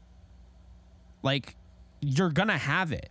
No matter what content you're doing, people are going to take it that offensively that you're just putting your opinion out there, and you're going to get death threats. You're going to get hate mail. It happens. It's sad, but not everybody is like that. Because I find people like you guys in this community where I can say, hey, can everyone say hi, Tico? And everyone's like, hi, Tico. Boom. Awesome. Now I'm able to spread the love, show some support. He's got 61 followers. He's now 14 away from being affiliate. That's love. That's what I want to do. See, the key is to get so big to the point where they can't ignore you. I know that a lot of people say that, but I just want to get so big to the point where I can help other people. Like, I just want to be comfortable. I don't need to be filthy, stinking rich. I don't need to be a billionaire. I don't need to be a wealth bro. I just need to be comfortable and then help my family out, my friends out. And then I want to help people out, content creators. And it's like, bro, if you want to be a content creator, just do it. Just start. There's no way to know what you're going to do if you haven't set that bar. Set the bar and then crush that bar. That's really what it comes down to. But Jake, I'm not a sports guy. Who cares? Who cares? You're probably good at something. All honesty, everyone in here is probably good at something. You either haven't figured it out yet, you either don't realize how good you are at it, or you need a push towards it. But everyone in here is good at something. And if you're good at something, try taking that, whatever passion it is, and make something out of it. Maybe this is a reminder to people that have been pushing things off. Maybe you listen to this and you're like, wow, like maybe I should. That's why I push it. That's why I sound like a broken record. I know I say that just about every show, but I do because I repeat things. But yeah, that's how I feel. Jake, how'd you start gaming on Kick? How did you do that? Well, I just went live and played video games. And people watch. I don't know why. They must think I'm entertaining enough. But people watch me play video games. People sub to my channel. I have 488 followers. On YouTube, people just seem to like me. I have almost 20,000 subscribers on YouTube. You don't know until you try.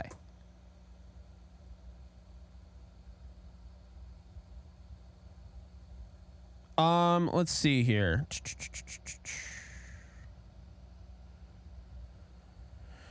Talamantis Frank, appreciate the 5. I'd love to see you on Lockdown Rams one day. I feel like you, D-Mac, and Travis would mesh so well together. I appreciate that.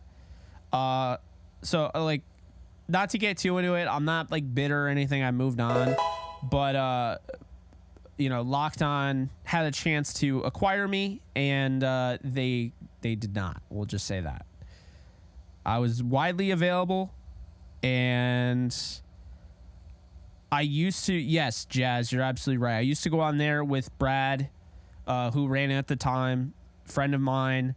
I went on with Sosa, was told I would be one of the favorites for it, and I never got any message or anything. And then not long after that, I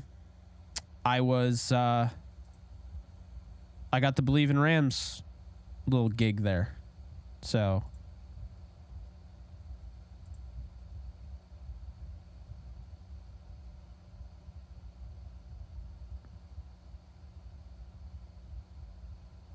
hey, appreciate it, Briley. I see your DM. I'm gonna accept it. I didn't actually know I had message requests. Oh no, people are gonna be mad at me. I didn't know Discord had message requests. I thought I just got DMs from people. My bad on that.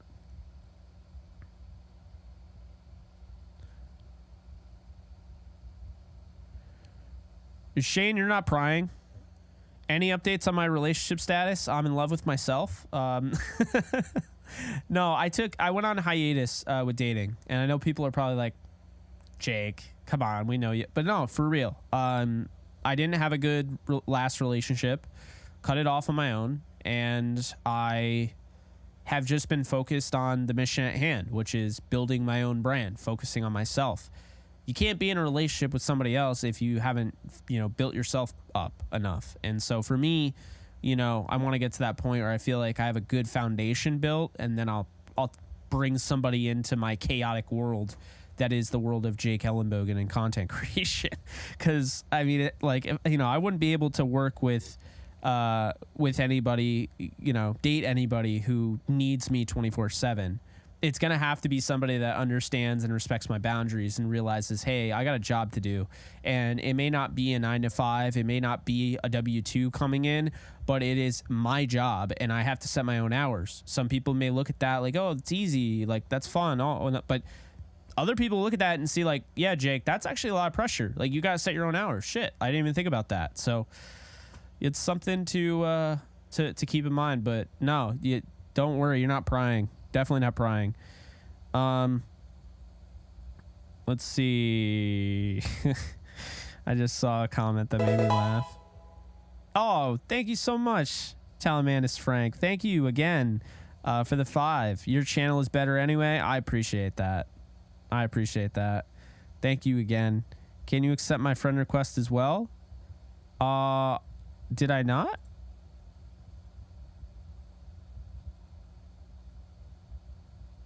Let's see. Oh, there we go. Yeah, Briley, I got you.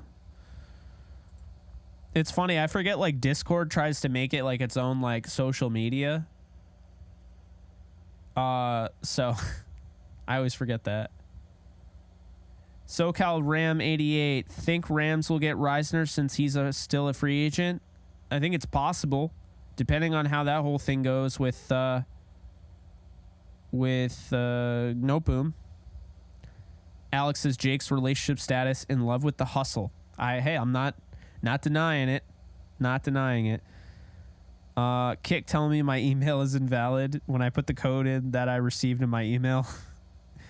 You did. I'm tripping. Oh, okay, cool. They're lost, Jake. We have you, bro. We're selfish. We don't like to share anyways. Oh, man. That's funny. Let's see.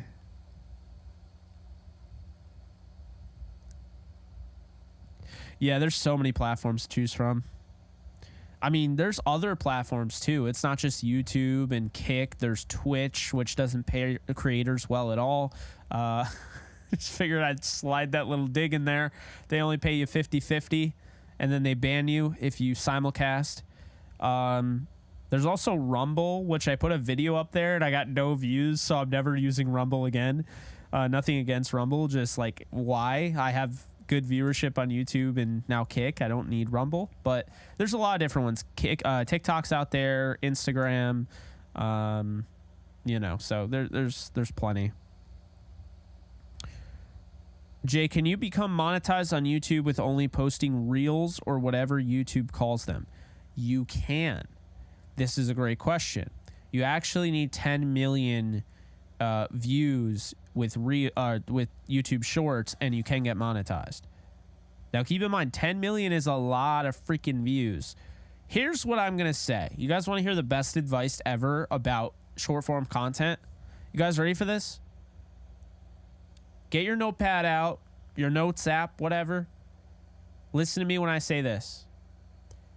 Short form content does not make you money. Okay? Does not make you money. At the same time, short form content is important. If you're trying to make a lot of money, if you think these people are making a lot of money with this type of stuff, the shorts, the reels, the TikToks, they're not. They're making money off of ads. They're making money off of sponsorships, and they're making money off of bringing people to other locations that make them more money. Case in point, if I come out with a vertical video on YouTube, okay, that is going to get pushed out like crazy on YouTube because they are trying to compete with TikTok. So what they do is they push the vertical content. They show random people. Now random people are consuming that content. And if they like it, they can hit that red subscribe button on the bottom. Now I have them in my net. Okay? Now it's up to me to give them more of what they came to my channel and asked for by hitting that subscribe button. So when I have them in my net, now I come out and, okay, you found this channel through the Rams. I did like a Rams highlight video or whatever. Now it's up to me to give you Rams content. Okay? And that's how you keep them there. You use the short form content as a buffer to get more audience that you wouldn't have in your bubble. Okay? In your net. And you build off that. So in a sense, does TikTok, YouTube Shorts, Instagram Reels, does it make you money?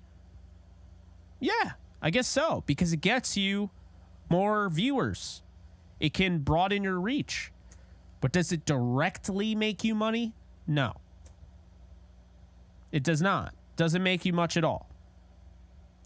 Let's look at, I'll share with you guys my biggest video. Let's look here. I kind of like that Matthew on a mission. It's like, I don't know, man. I put out these thumbnails. I kind of like that thumbnail. I like the way that looked out, like that came out. But anyway, let's look. So analytics, we'll go to, what was the most? So the most views I ever got was 1.5 million. No, that's a bad one. Where's the Matthew Stafford one? I gotta look at that. You guys have probably seen it before. It's not even like my content. I just reposted it and it freaking blew up. I felt bad. Matthew Stafford just threw this ball 100 yards. So this got me, okay, 648,000. Chat, this is it. This is what we're talking about here, okay? With the short form content. The Matthew Stafford clip that I put on Shorts generated 648,000 views. Okay? It got me $21. I've made $21 off of 648,000 views. If this was a regular video with the ads, like the actual ad revenue of like a long form video, and I had 648,000 views, that's probably making me over $2,000, if not more. Now, here's the thing that's the crazy thing, right? So I only made $21 off a 648,000 view video. Get this. It netted me 793 subscribers. Do you see what I'm getting at here? Short form content is important and you shouldn't ignore it. But you should know ahead of time that you have to put out other content. If you're just doing short form, you're not going to be able to really make it. That's the biggest thing. That's what needs to be said. That's the uncomfortable truth of it, is that until they improve short form monetization, you should only be used as a buffer. That's all it should be used for. This one I posted got 1.5 million views. It was a highlight reel. I stupidly put a song in that got copyright claimed before the YouTube copyright thing came out. I made 58 cents on it, 1.5 million views. I gained 577 subscribers.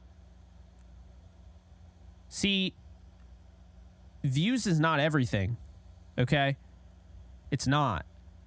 What I'm focused on is how much does a subscriber get? If you're trying to grow, how many subscribers do you get for a video?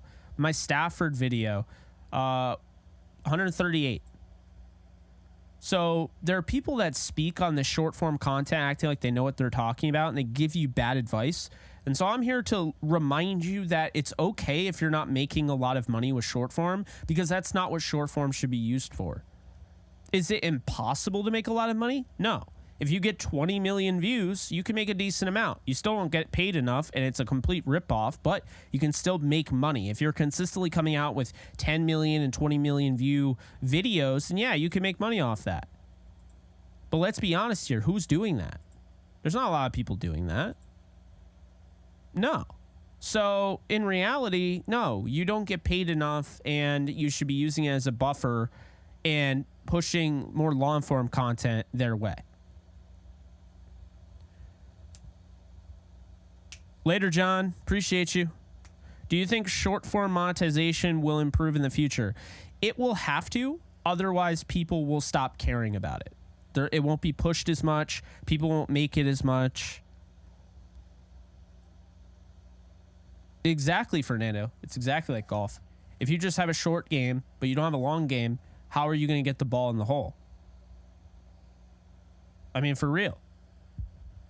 Doesn't matter that you can hit it 500 yards. If you can't putt, no one gives a damn. So, yeah. I would say it's better to be better at long form content than short form. But you want to be good at both. Also, I forget the exact percentage, but most people that watch short form content, they watch it muted. So keep that in mind. They watch it muted.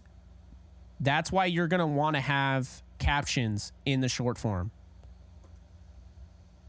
It's the important thing there. I've given you guys a crash course. I've given you guys all you need to know. Deb, thank you so much. Absolutely happy for the stream. Just glad I was able to do it. Mr. Beast got 98 million views, and he posted this video 5 days ago. How much money do you think that's worth?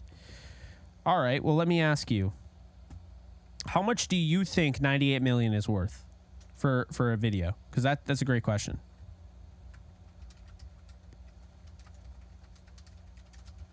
Because I'm going to look it up right now.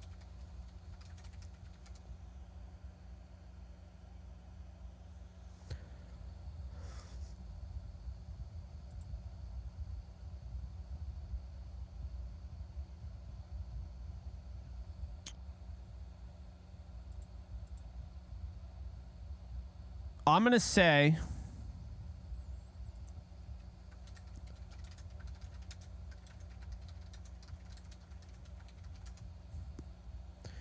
Mr. Beast's earnings per video.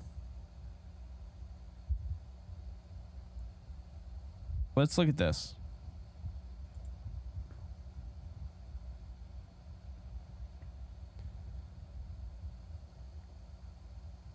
All right, no. This is the big thing, okay? I make content that goes stale, right? Because I make news content, right? Mr. Beast makes $40,000 per day on average based on all the content he has already made. So Mr. Beast in a year makes $15 million with ad revenue.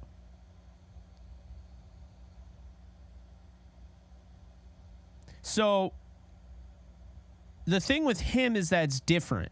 It's not like me. I'll never be like Mr. Beast because I don't make that content. I make news, like, I might be analyzing, but at the end of the day, this stuff goes stale. You know, people will go back and watch my videos. That's great. They're not going to go back and watch me jumping out of the Leaning Tower of Pisa, and then in the next video, I'm running away from a professional hitman I paid to kill me. And in another video, I'm making the world's biggest pizza. And in another video, I'm making the first recreation American version of the Hunger Games. So Mr. Beast is always going to make that money because those people, that content is evergreen. We call that evergreen. You can get views and people watch that consistently throughout the years moving forward. But for me, I don't get a ton of people watching my videos after the 4 or 5 days it's been out because it's sports related. Sports is an everyday thing. You have to work a little bit harder in a sense. I'm not saying I work harder than Mr. Beast. Don't put words in my mouth. But in a sense, you almost have to work a little bit harder than just putting out a video. You go all balls to the wall for a video. It makes 40,000 views, and then you don't have to make a video for a bit.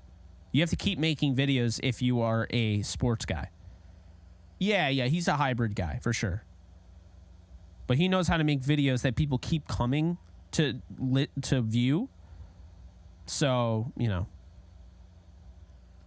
Yes, I can absolutely get in trouble showing plays on the live watch party. It's why I don't show the game. Otherwise, I'd show the game.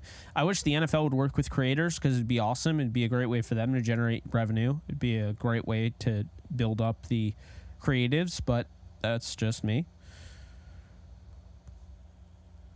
Looks like Will Ferrell is involved with the USC football team again. Nature is healing, says Jeremiah Rivera. That's good to know. So, guys, before I head on out of here, all right, if you haven't already, be sure to follow me on Kick. Jake, you playing fantasy? I am going live on Kick, yes. I'm live on Kick now, but I'm going to be playing some games. So I didn't forget about you guys. It's the usual. I'm going to take a 15-minute break, then go back on Kick. Before I do that, I would like to potentially raid somebody. But be sure to do that. I'm giving away a Madden copy this weekend. So if you want a free copy of Madden, you want to be in the mix to get one, definitely go and follow me on Kick. It takes 30 seconds to sign up. You can sign up on your mobile phone, on the computer, on the app. I mean, I'd probably do it on like just Safari, but that's just me. The app isn't bad, but it's in beta, so it might not work as well as, say, the others. But yeah, you go do that. Enter to win. Got 488 people you're going up against right now. So once I get to 500, I'll buy Madden. You're going to get me fired up with the cat emoji? That's funny. Appreciate you, Briley. Yeah, so I think that's going to do it. I'm playing fantasy football, yeah. Unless you're talking about Final Fantasy. I'm not playing Final Fantasy.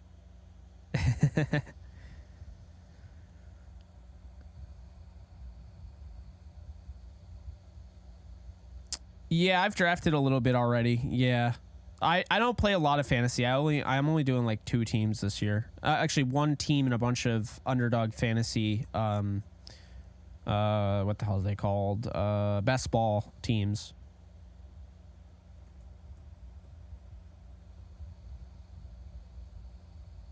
My first round, I went with, was it CD Lamb? I think it was. It was CD Lamb.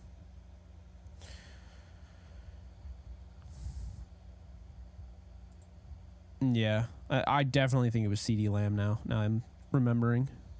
What pick? It was like 7th or 8th. I was out of the opportunity to draft like a Cooper Kupp or a Jay Jettas. You know how it is.